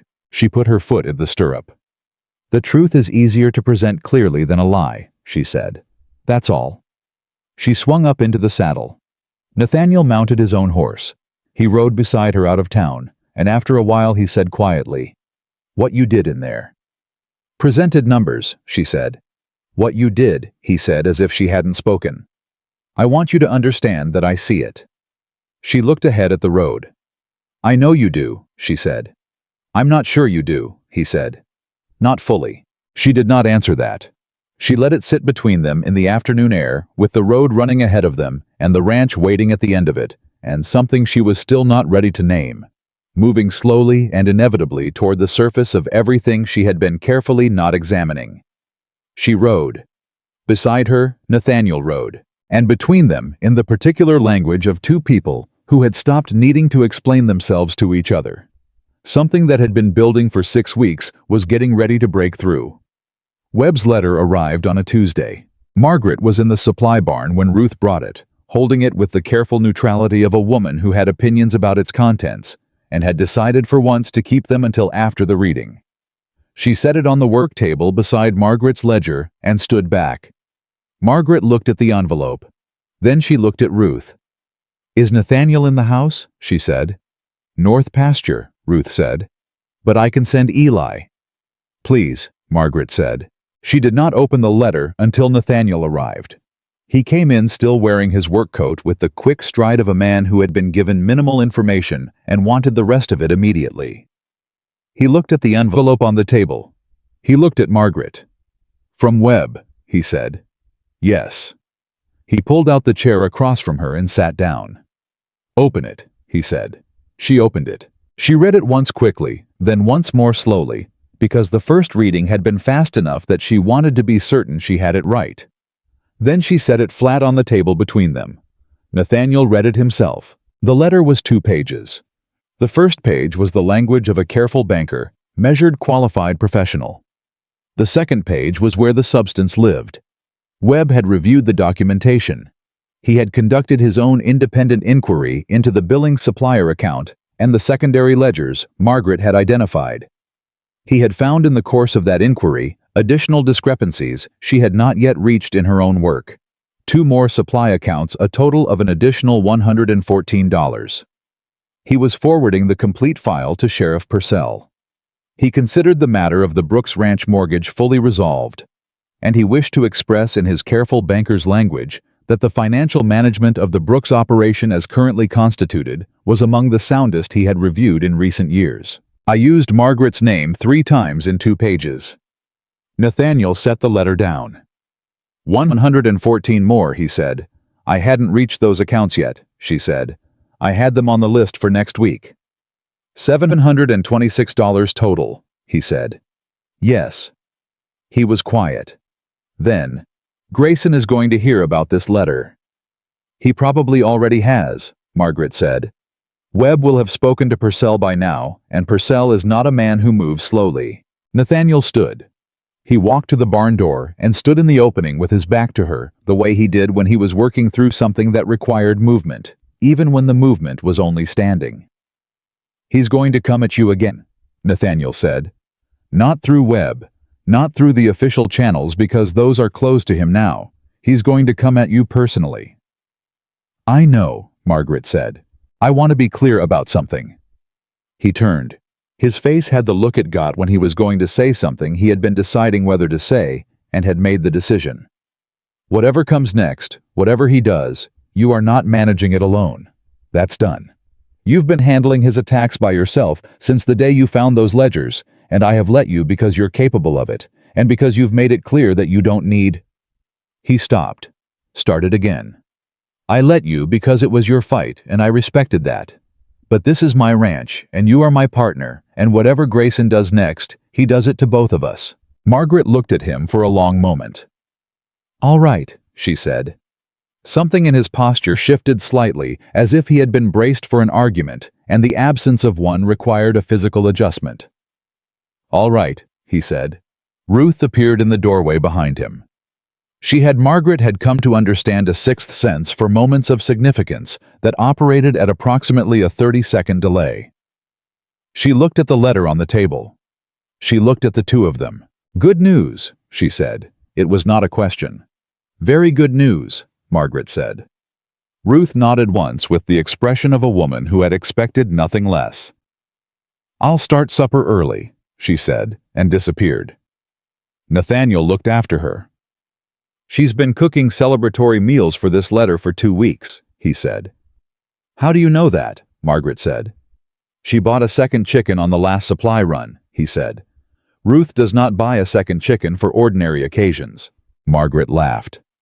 It surprised her, the laugh, the fullness of it, the way it came without calculation or management. She heard it happen and felt briefly the slight shock of a woman rediscovering a thing about herself she had put away. Nathaniel was watching her with the expression she had stopped trying to categorize. She picked up the letter. She folded it carefully. She put it in the supply ledger where she kept the documents that mattered. Then she looked up and found him still watching. "Don't," she said. "Don't what?" he said. "Look at me like that," she said. "Like what?" he said, and he said it with the specific quality of a man who knew exactly what she meant and was asking anyway. She picked up her pen. "Go back to the north pasture," she said. "I have work to do." He left. But she heard as he went, the particular cadence of his boots on the ground, unhurried, settled, the walk of a man who had gotten something he wanted without being able to say exactly what it was. She sat with her pen over the ledger and did not write anything for a full minute. Then she wrote the first number of the afternoon and kept going. Grayson came the following Thursday. He did not come to the ranch.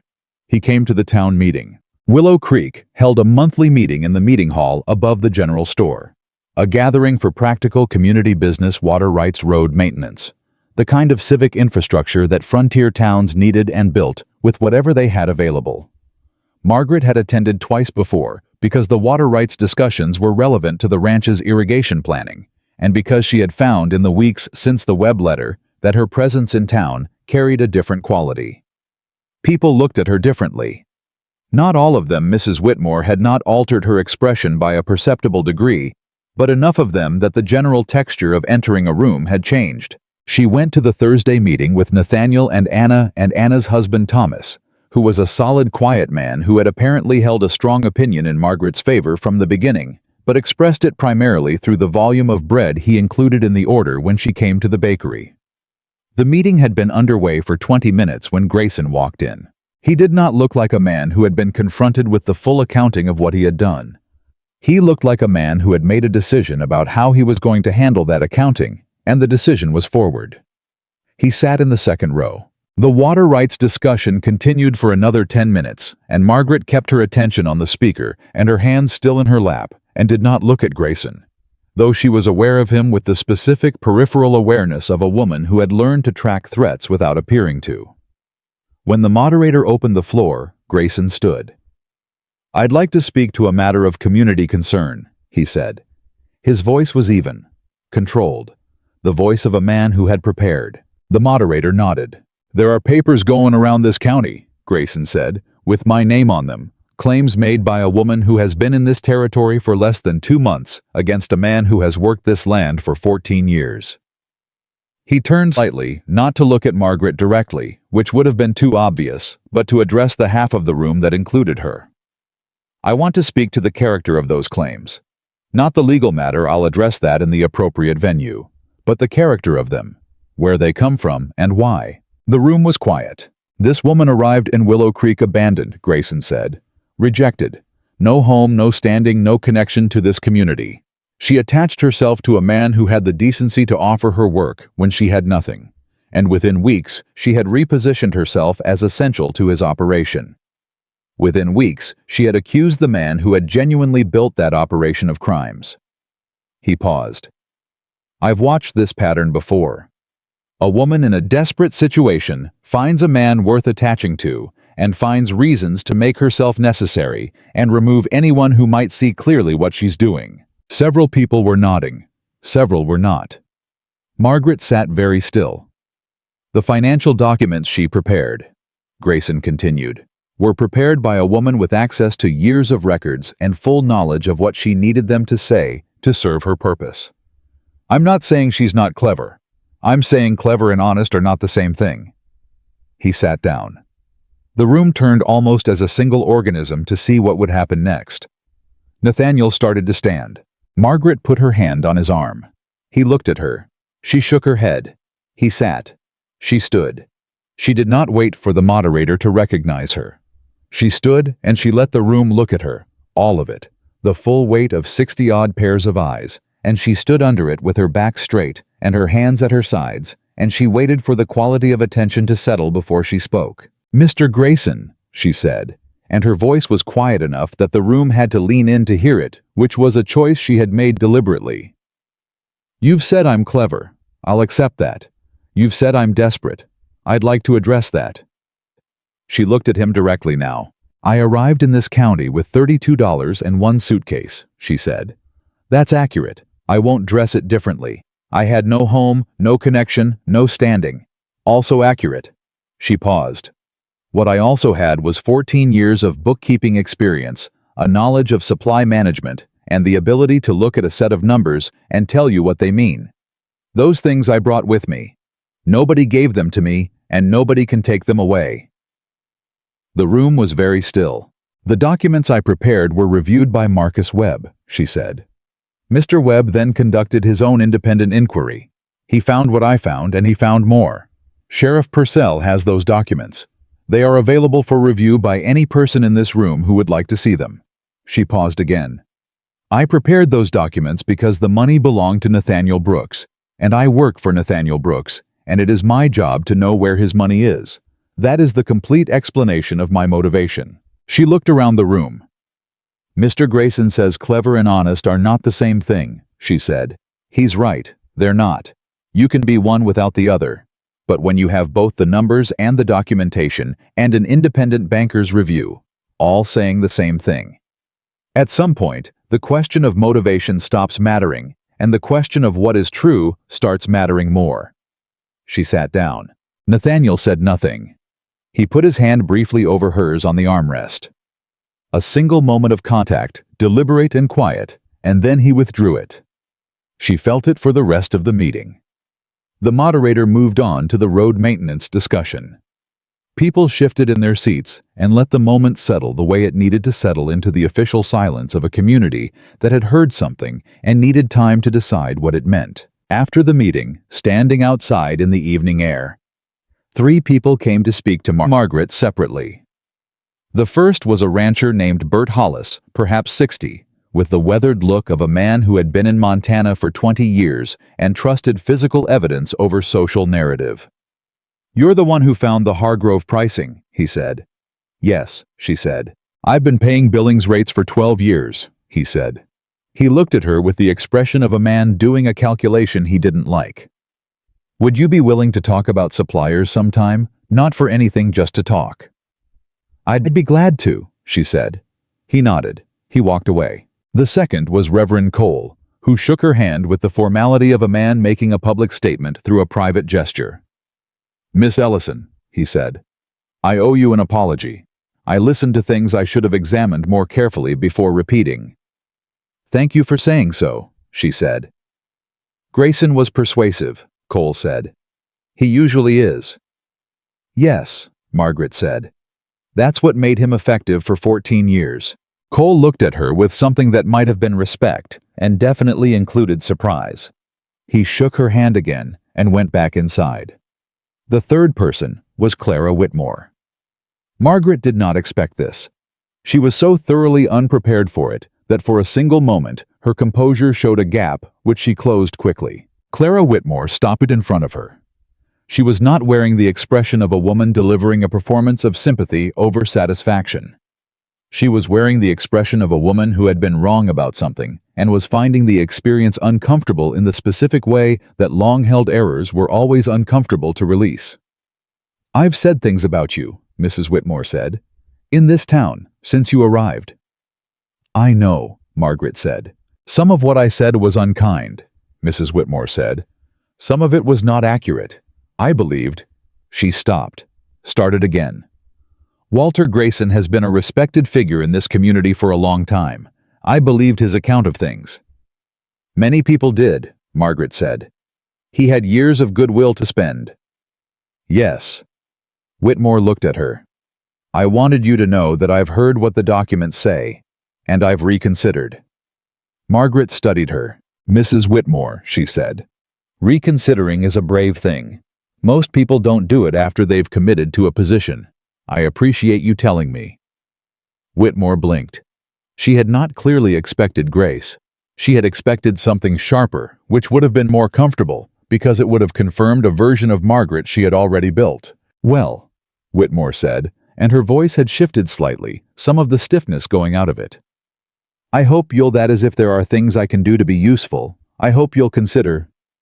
I'll consider it, Margaret said, kindly but not effusively, because she was not going to pretend more warmth than she had yet earned the right to feel. Whitmore nodded. She walked back to her husband, who was waiting by their carriage, with the expression of a man who had been watching and had drawn his own conclusions. Anna appeared at Margaret's elbow the moment Whitmore was out of earshot. Clara Whitmore, Anna said.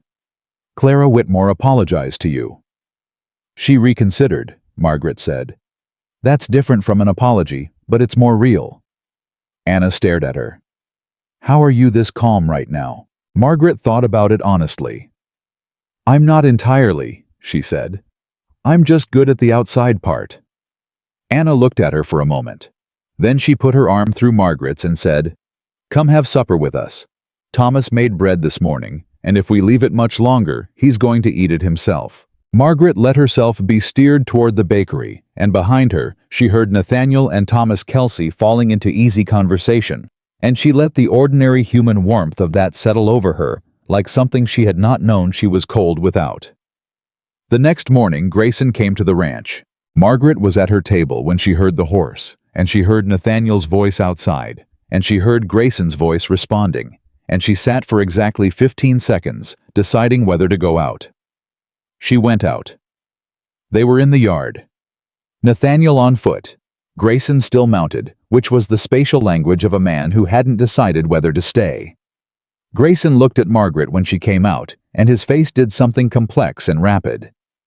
I came to speak to Nathaniel, he said. I know, Margaret said. I'm his partner. If you have something to say about the ranch, I'm part of that conversation. Grayson's jaw tightened. He looked at Nathaniel. Nathaniel said nothing. He simply stood, which was its own answer. Grayson got down from his horse. He stood with his reins in his hands, and he looked at the ground for a moment, which was a thing Margaret had not seen him do. He looked older than he had in the house that first morning, older than he had in the meeting hall the previous evening. He looked like a man who had been carrying something heavy for long enough that setting it down was its own kind of exhaustion. The sheriff is coming to see me Friday, he said. Purcell, with the full accounting. I know, Nathaniel said. I need to know if you're pressing it to the circuit judge, Grayson said. I need to know if this is going to be... He stopped. My wife's family is in Billings. If this goes to a judge... Walter, Nathaniel said. His voice was not soft. It was not cruel either. It was the voice of a man who had moved entirely beyond anger into something harder and cleaner. You stole from me for 22 months. You stole from people who worked for me because every dollar you took was a dollar that should have gone back into this operation. And when a woman founded a woman you'd never met, you tried to destroy her reputation in every room you could find. Grayson said nothing. I'm not pressing for the judge, Nathaniel said. Purcell will make his own determination, and I'll support whatever process he decides is appropriate. That's where it ends for me. He paused. But I want you to understand something. If you say one more word against Margaret Ellison in this county, one word to one person, I will use every resource I have to make sure that conversation ends with a full accounting of what you did. Every dollar, every account, every lie you told to cover it. The silence that followed was complete. Do you understand me? Nathaniel said. Yes, Grayson said. He looked at Margaret. She waited. She did not know what she expected from him. She had thought sometimes about what she would say if he ever stood in front of her with the social armor gone, with nothing left but the fact of what he had done and what he had tried to do to her. She had imagined several versions of that conversation, none of them particularly satisfying. What he actually said was, I told myself you were after something, that it was easier to believe than the other thing. What other thing? Margaret said. That you were just better at this than I was, he said. That you walked in here and saw things I'd been hiding and found them in 3 weeks because you're just better at it. He looked at her with the expression of a man delivering a truth he had been resisting for months. That was easier to call manipulation than to call what it actually was. The yard was very quiet. Mr. Grayson, Margaret said finally, I don't need your acknowledgement. I have the numbers. She paused. But since you're offering it, yes. I found it because I was paying attention and I know what I'm doing. That's all it was. Another pause. It didn't have to be an either-or. If you'd been honest, I would have worked alongside you just fine. He looked at her for a long moment. Then he put his hat on. He mounted his horse. He rode out of the yard without looking back. Nathaniel and Margaret stood in the silence he left behind. Better at it than he was, Nathaniel said. Apparently, Margaret said. He's not wrong, Nathaniel said. I know, she said. But it would have been more useful if he'd realized it before 22 months and $700. Nathaniel made a sound that was not quite a laugh, but adjacent to one. Then he turned to look at her fully, with the same direct attention he had given her since the first afternoon at the shelter, the attention of a man for whom looking at something meant actually seeing it. There's something I need to say to you, he said. She waited. I've been careful, he said, about how I say things, to you. I've been... He looked for the word and found it. Precise. I've said things that were true, but stopped short of the larger true thing, because I didn't know if you were ready to hear it, or if I had the right to say it, or... He stopped again. I'm not a man who talks around things. This has been uncomfortable. She looked at him. Then don't talk around it, she said. He looked at her steadily. I don't want you to be my partner only, he said. I want... He stopped. He took a breath, which she had never seen him need to do before speaking. I have been watching you for 3 months, since the first afternoon. I watched you drive your heel through that letter and pick up your suitcase, and I watched you rebuild something broken with your own hands, and I watched you find $600 in my books and stand in front of this county and say what was true when it would have been easier to say nothing. He paused. I am not saying this because I feel sorry for you. I am not saying this because you need something from me. I am saying it because there is no version of what comes next for this ranch, for this life that I want to build without you in it. The yard was completely quiet. Nathaniel, she said. I know it's early, he said. I know you've been here 3 months, and you've been through enough that adding this on top of it is... I know the timing isn't... Nathaniel, she said again, and something in the way she said it made him stop. She looked at him. I drove my heel through that letter, she said. And then I walked to a general store and bought a handsaw with money I couldn't afford to spend. And I walked 1.5 miles to a pile of broken boards, and I started building. She paused. I did that because I decided I was done waiting for something good to happen to me. I was going to build it, whatever it was. I was going to build it myself. She looked at him steadily. And then you came back with lumber. He held very still. You didn't rescue me, she said. You showed up. There's a difference. And you kept showing up, every time, without announcement, without requiring anything back from it, without making me smaller in the process. She felt something shift in her voice and steadied it deliberately. I have been aware of you, Nathaniel Brooks, since the day you sat on the ground in the dark and ate hard biscuits with me and looked at that shelter like it was something worth looking at. He took 1 step toward her. That's a yes, she said before he could speak. In case the distinction matters. It matters, he said. He was very close now. Close enough that she could see the specific quality of his attention, all of it directed at her, nothing held back or managed. I'm not a simple woman, she said. I have opinions, and I keep accounts, and I will argue with you when I think you're wrong. I know, he said. I won't be made smaller, she said. Not by anyone. I know that too, he said. I wouldn't want you smaller. I want you exactly as you are. He paused. I have wanted you exactly as you are since the afternoon I watched you push a rotten board away and keep going. She looked at him for a long moment. Then she reached out and took his hand. His right hand, the one nearest her, and she held it the way he had held hers in the storm, with the same careful, deliberate grip. He closed his fingers around hers. They stood in the yard of the Brooks Ranch in the September morning and held on, and it was not a dramatic thing. No audience, no ceremony, no moment arranged for effect. Just 2 people who had arrived at the same place by different broken roads, standing in the ordinary light, holding on. Ruth appeared in the doorway of the main house. She looked at them. She turned around and went back inside. From within the house, clear enough to carry through the open kitchen window, came the sound of Ruth beginning to prepare something that involved Margaret was fairly certain the second chicken. "She's going to be insufferable about this," Nathaniel said. "She's going to be right about this," Margaret said. "Which is worse." "Yes," he said.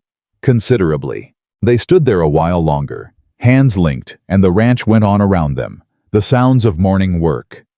Sam's voice in the corrals, the smell of Ruth's cooking coming from the house, and it was hers, Margaret understood. All of it. Not because anyone had given it to her, because she had built it. Board by board, number by number, truth by truth. In a county that had watched an abandoned woman step off a stagecoach and made a long series of incorrect assumptions about what she would and wouldn't do next. But the morning was not finished delivering its surprises. An hour later, Margaret was back at her table with the ledger open, and Nathaniel's hand no longer in hers, but the warmth of it still present in some less literal way, when Eli appeared in the supply barn doorway with an expression she had learned to read as news he wasn't certain how to deliver. "There's a man asking for you," Eli said. "In the yard, not from around here. Came in on the morning stage." "Who is he?" she said. "Says his name is Thomas Ellison," Eli said. "Says he's your brother." Margaret's pen stopped. She had a brother. She had a brother named Thomas, who was 4 years younger than her, and who had last written to her 18 months ago from a mining claim in Colorado. A letter that had said he was doing well and would write more regularly, and who had not written more regularly, which was Thomas entirely. She stood. She walked to the barn door and looked out. There was a man in the yard.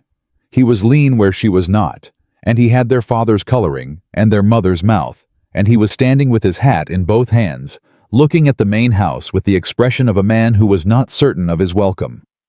He turned and saw her. His face did the thing it had done since they were children, when he saw her, a specific, uncalculated opening the face of a person who had learned to read safety in her presence.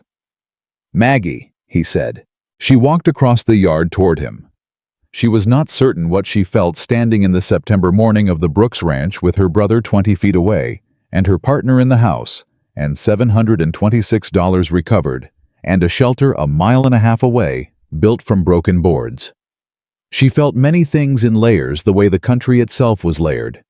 The old wounds underneath the new growth on top, the roots going down further than the visible part suggested. "Thomas," she said. He took 3 steps toward her, and she let him, and when he reached her, he put his arms around her briefly, the hug of a man not accustomed to the gesture, but attempting it, and she held on for a moment. "I heard what happened," he said into her shoulder. "With Fenwick. I heard months ago, but I was in Colorado, and I should have come sooner, Maggie." "Yes," she said. "You should have." He pulled back. He looked at her. Really looked the way people looked at someone they had been worried about and were reassessing in person. "You're all right," he said. It was not a question. He was simply saying what he was seeing. "I'm more than all right," she said. He looked around the ranch yard, at the supply barn, at the main house, at the organized, functioning, living evidence of 3 months of work. "I heard other things too," he said, "not just about Fenwick." "Such as," she said. He looked at her with the specific expression of a younger sibling who has information he knows the older one will find complicated. "That you found $600 stolen from a rancher's books," he said. "That you took on the foreman and the banker and half of Willow Creek's social establishment." He paused. "That you built a house by yourself." "A shelter," she said. "There's a difference." "Maggie," he said. "I came because I wanted to make sure you were alive. Now I see you're—" He looked around the yard again. "You're running this place, aren't you?" "I'm a partner in this operation," she said. He processed this. "A partner," he said. "Yes."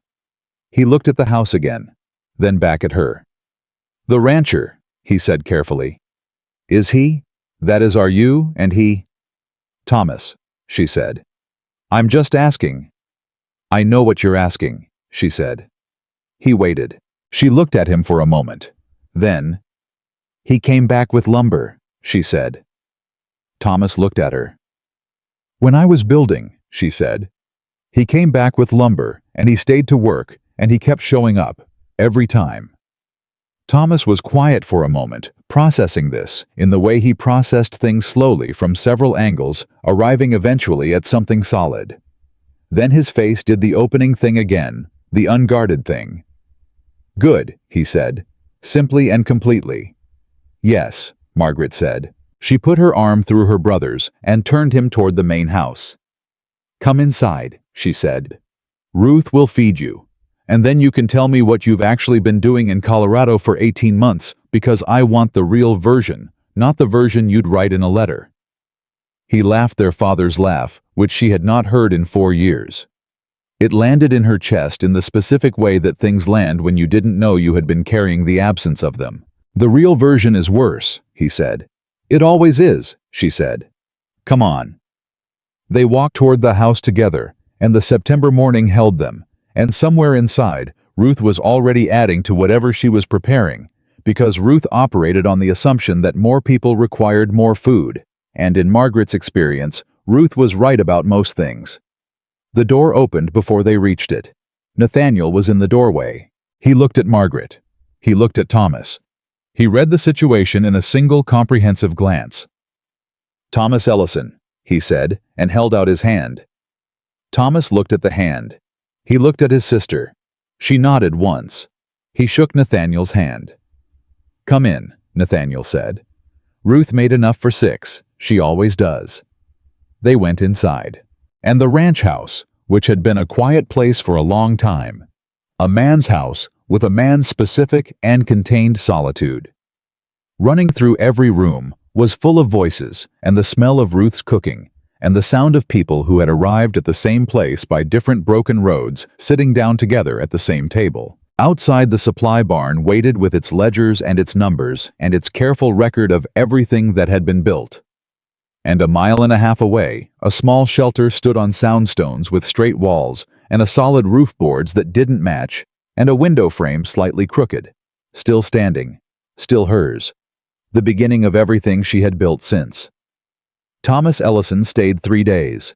He slept in the bunkhouse annex, ate Ruth's cooking, with the focused appreciation of a man who had been feeding himself from mining camp provisions for 18 months, and spent most of his waking hours either talking to Margaret or watching the ranch operation, with the expression of someone assembling a picture from pieces he hadn't expected to find arranged this way. On the second evening, he found her in the supply barn after supper. She was working on the winter supply projections, the full seasonal plan she had been building since the fall numbers confirmed what she had suspected about the ranch's previous ordering patterns.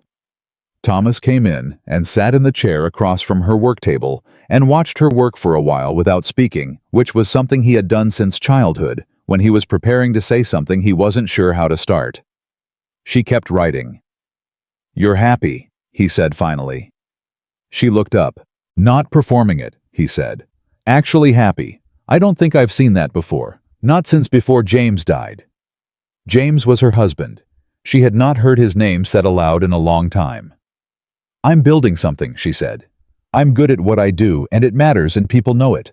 That's a significant part of it." "And the other part," Thomas said.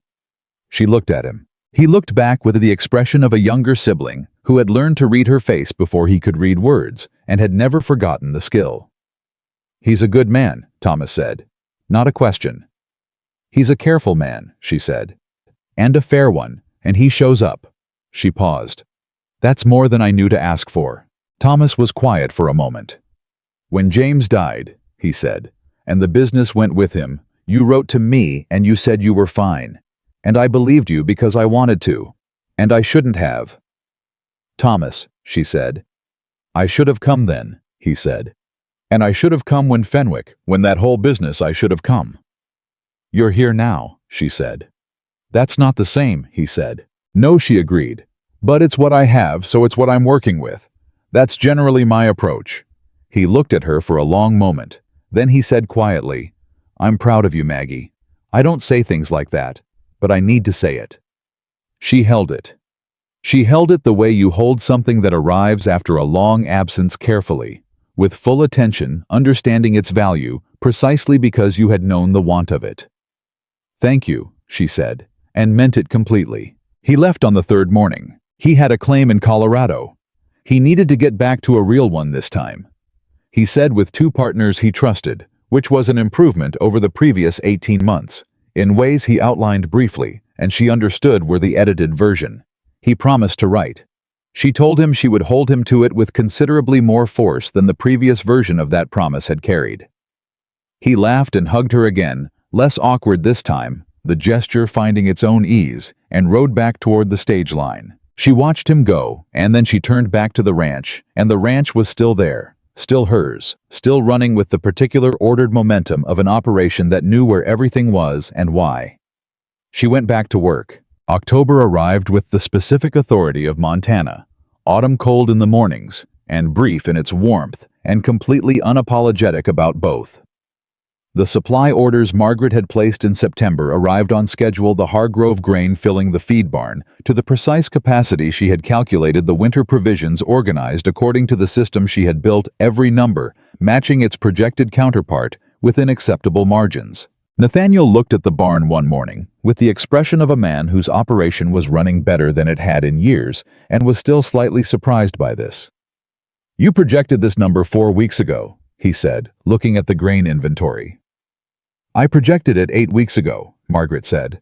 "I revised it 4 weeks ago. And the actual number is $3.40 under projection," she said, "on a $400 order, which is within 1%. He looked at her. "That's not luck," he said. "No," she said. "It's not." He had the expression he sometimes wore when she said something that landed harder than she had intended, which was the expression of a man receiving something he valued without having a word ready for the receiving of it. She had come to find this expression more affecting than she was entirely comfortable admitting. "The Hollis Ranch sent a letter," she said, returning to practical ground because practical ground was reliable. "Bert Hollis. He wants to talk about suppliers. I told him I'd meet with him next week if that's agreeable with you." "It's agreeable," Nathaniel said. "Do you want me there?" "I think he'll be more comfortable with just me initially," she said. "He has 12 years of paying billings rates, and he's going to need to feel he's making his own decision rather than being told what to do." "You've already worked out how to manage it," Nathaniel said. "I've thought about it," she said. He looked at her with the steady, particular attention that she had stopped trying to be unaffected by.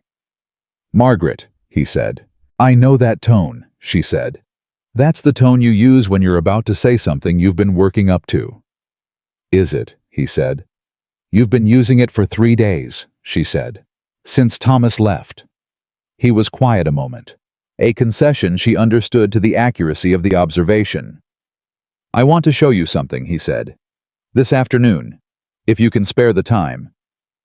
She looked at her projections. "After the noon inventory check," she said. "Afternoon," he agreed. He came for her at 12:30, and they rode out together, which had become an unremarkable feature of the ranch's daily rhythm. The two of them moving through the operation side by side, consulting, deciding, working through whatever the day presented. The hands had stopped marking it as notable. Ruth had never found it notable because Ruth had seen it coming from approximately the 3rd week and had simply been waiting for everyone else to catch up. They rode north across the ranch land, further than the usual work, took them into the section where the property ran up against the tree line, and the country opened into the long view that Margaret had come to consider one of the specific gifts of Montana, the land running out to the edge of the visible world. Nothing between you and the horizon, but grass and sky and the enormous western light. Nathaniel pulled up. Margaret pulled up beside him. Howe was looking at a section of land she hadn't spent time in further north than the current operations ran, a piece of ground that sat inside the Brooks property boundary but hadn't been actively worked in several years. "I've been thinking about expanding the operation," he said. "The supply numbers you've built give me enough margin to consider it. A second hay operation here running as a connected but separate account from the main ranch." She looked at the land. She was already running calculations. "The water access," she said. "There's a creek running through the eastern edge," he said. "Rights are clear." "Labor," she said. We'd need 2 additional hands for the first season, he said. The bunkhouse can accommodate 4 more. We have the capacity. Startup cost, she said. I've been working on that projection, he said. I'd like your numbers to check against mine. She looked at the land for a long moment. She was seeing it the way she had learned to see things, not as it was, but as what it could be with the right application of attention and work and honest reckoning. It's viable, she said. I'd want to run the full numbers before you commit. Of course, he said. But looking at it, yes, it's viable. He turned to look at her, and she could tell from the particular quality of his attention that the land had not been the only thing he brought her out here to discuss. I want your name on it, he said. She looked at him. My name. On the deed for this section, he said, when we develop it, your name beside mine. The October wind moved between them, cold and direct, the kind that carried the first real promise of winter. Nathaniel, she said, I want to be precise about this, he said, which was what he said when he was going to say something he had thought about carefully and was going to say exactly once. I'm not asking you because I need a supply manager. I'm not asking because you've been useful to this operation, though you have been completely. I'm asking because every decision I've made since August has been better because you were part of making it. Because I sleep better, knowing you're a quarter mile away, than I did when I had the whole county between us, and I didn't know you existed. He paused. And because I intend to ask you something specific in a specific way at a specific time that is not right now, because I want to do it correctly. But I want you to know before that moment, I want you to know what my intention is. Margaret held very still. And what is your intention? She said. To spend the rest of my life building something with you, he said. With your name on it. All of it. Not as a courtesy, as the plain truth of what it is. She looked at him. She looked at him for a long time, and she thought about a letter driven into the dirt of a Montana street, and a handsaw that cost more than she could afford, and a corner post rotten through at the base, and hard biscuits in the dark, and apple pie, and 47 pages of documentation, and a storm door held shut with both hands against a wind that had not been stronger than 2 people pushing back together. Nathaniel Brooks, she said. You are the least decorative man I have ever met. Something moved through his face. Is that? He started. It's the finest compliment I know how to give, she said. You mean what you say. You do what you mean. You showed up with lumber when you could have ridden on. She looked at him steadily, with the full attention she had learned in 32 years to give only to things worth giving it to. Yes, she said. My answer is yes. To the deed and to the specific question you're planning to ask at the specific time you've decided on, which I will pretend I don't already know is coming, so that you can do it the way you want to. I was quiet for a moment. You know, he said. I've known for 2 weeks, she said. You've been different. You're a consistent man, and you were different. I noticed. Of course you did, he said.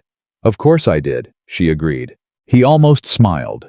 Then he did smile, the full version, the one she had been collecting like evidence, each instance rare enough to be significant.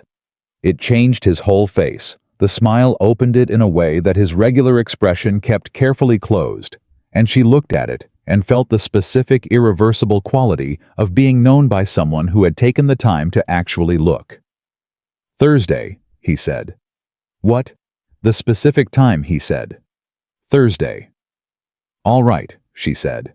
They rode back to the ranch side by side, and the land ran out around them in every direction, and it was hers. Not because anyone had given it to her, not because she had married into it, or inherited it, or been granted it by any of the mechanisms through which women of her time and place were assigned value. It was hers because she had earned it. Number by number, board by board, truth spoken in rooms where the truth was inconvenient. Thursday came.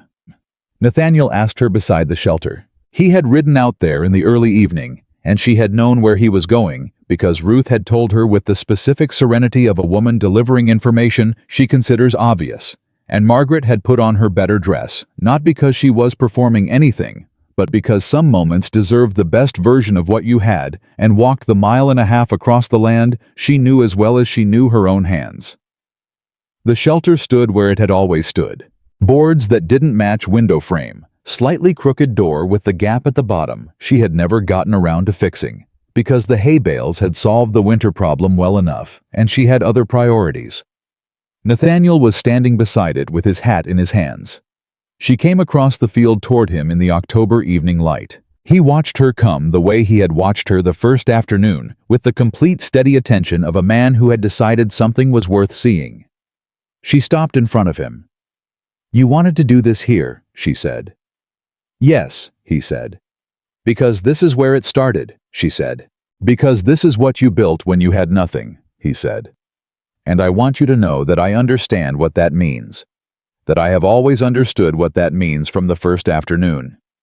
He looked at the shelter, then back at her. "You didn't need rescuing, Margaret.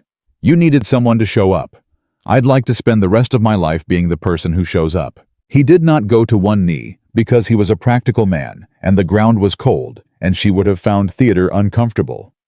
He simply stood in front of her, and held out his hand and said, "Marry me. Be my wife and my partner. Put your name next to mine on every deed and every document and every decision this ranch makes from now until we're both too old to make them, and then let's let our children argue about it." She took his hand. "Yes," she said. "Obviously yes." He closed his fingers around hers. They stood beside the broken board shelter in the October evening, and it was enough. It was more than enough. It was the specific fullness of a life that had been rebuilt from the ground up by someone who had refused at every juncture to let the worst thing that happened to her become the final word about her. What happened after was not without difficulty. She would record this honestly, because dishonest stories are for people who need comfort more than they need truth. And Margaret Ellison had never been that person. Grayson appeared before the circuit judge in November. The hearing was documented in public, and Sheriff Purcell presented the complete accounting, $726, across 22 months, with Margaret's documentation as the primary evidence.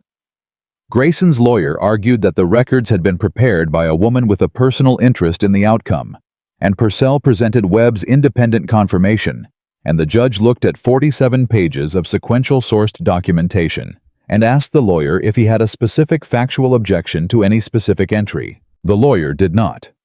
Grayson was ordered to repay the full amount with interest and was prohibited from holding any position of financial trust in the county for a period of 5 years. He moved to Billings in December. Margaret heard this from Anna, who heard it from the banker Carver, who heard it from Webb, who had apparently become a reliable secondary source on matters concerning the Brooks Ranch. She did not celebrate this. She noted it the way she noted all completed business and moved on to the next thing.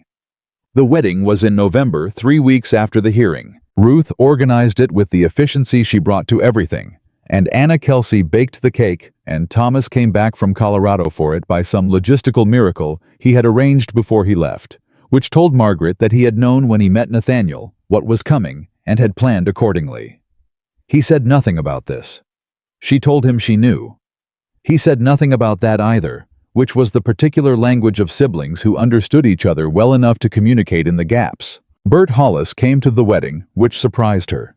He shook her hand before the ceremony with the grave formality of a man marking something significant. "I changed suppliers last week," he said. "To Hargrove." He paused. "Saving $11 a month already." "I'm glad," she said. "My wife wants to know if you'd be willing to look at our book sometime," he said. "Not for any particular reason. She read about the Grayson business and she thought, 'Tell Mrs. Hollis to come to the ranch,'" Margaret said. "Any Thursday. I'll have coffee ready." He nodded. He went to find his seat. She stood at the front of the small church in her best dress, with Nathaniel beside her, and Thomas on her left, and Ruth in the front row, with an expression of total composure that could not entirely conceal the satisfaction underneath it. And she said the words she meant, and listened to the words he meant. And it was not a fairy tale. It was better than a fairy tale. It was real.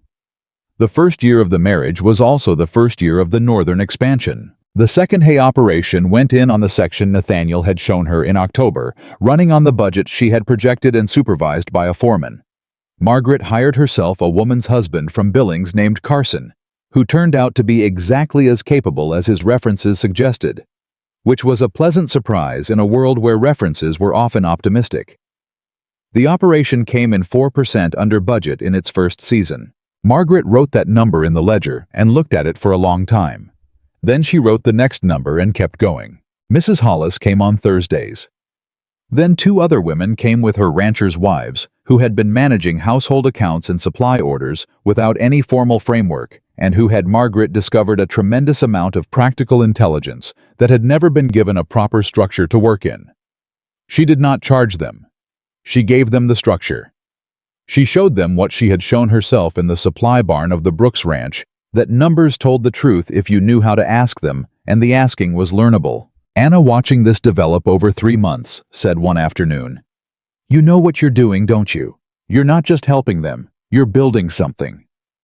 "I'm showing people what I know," Margaret said.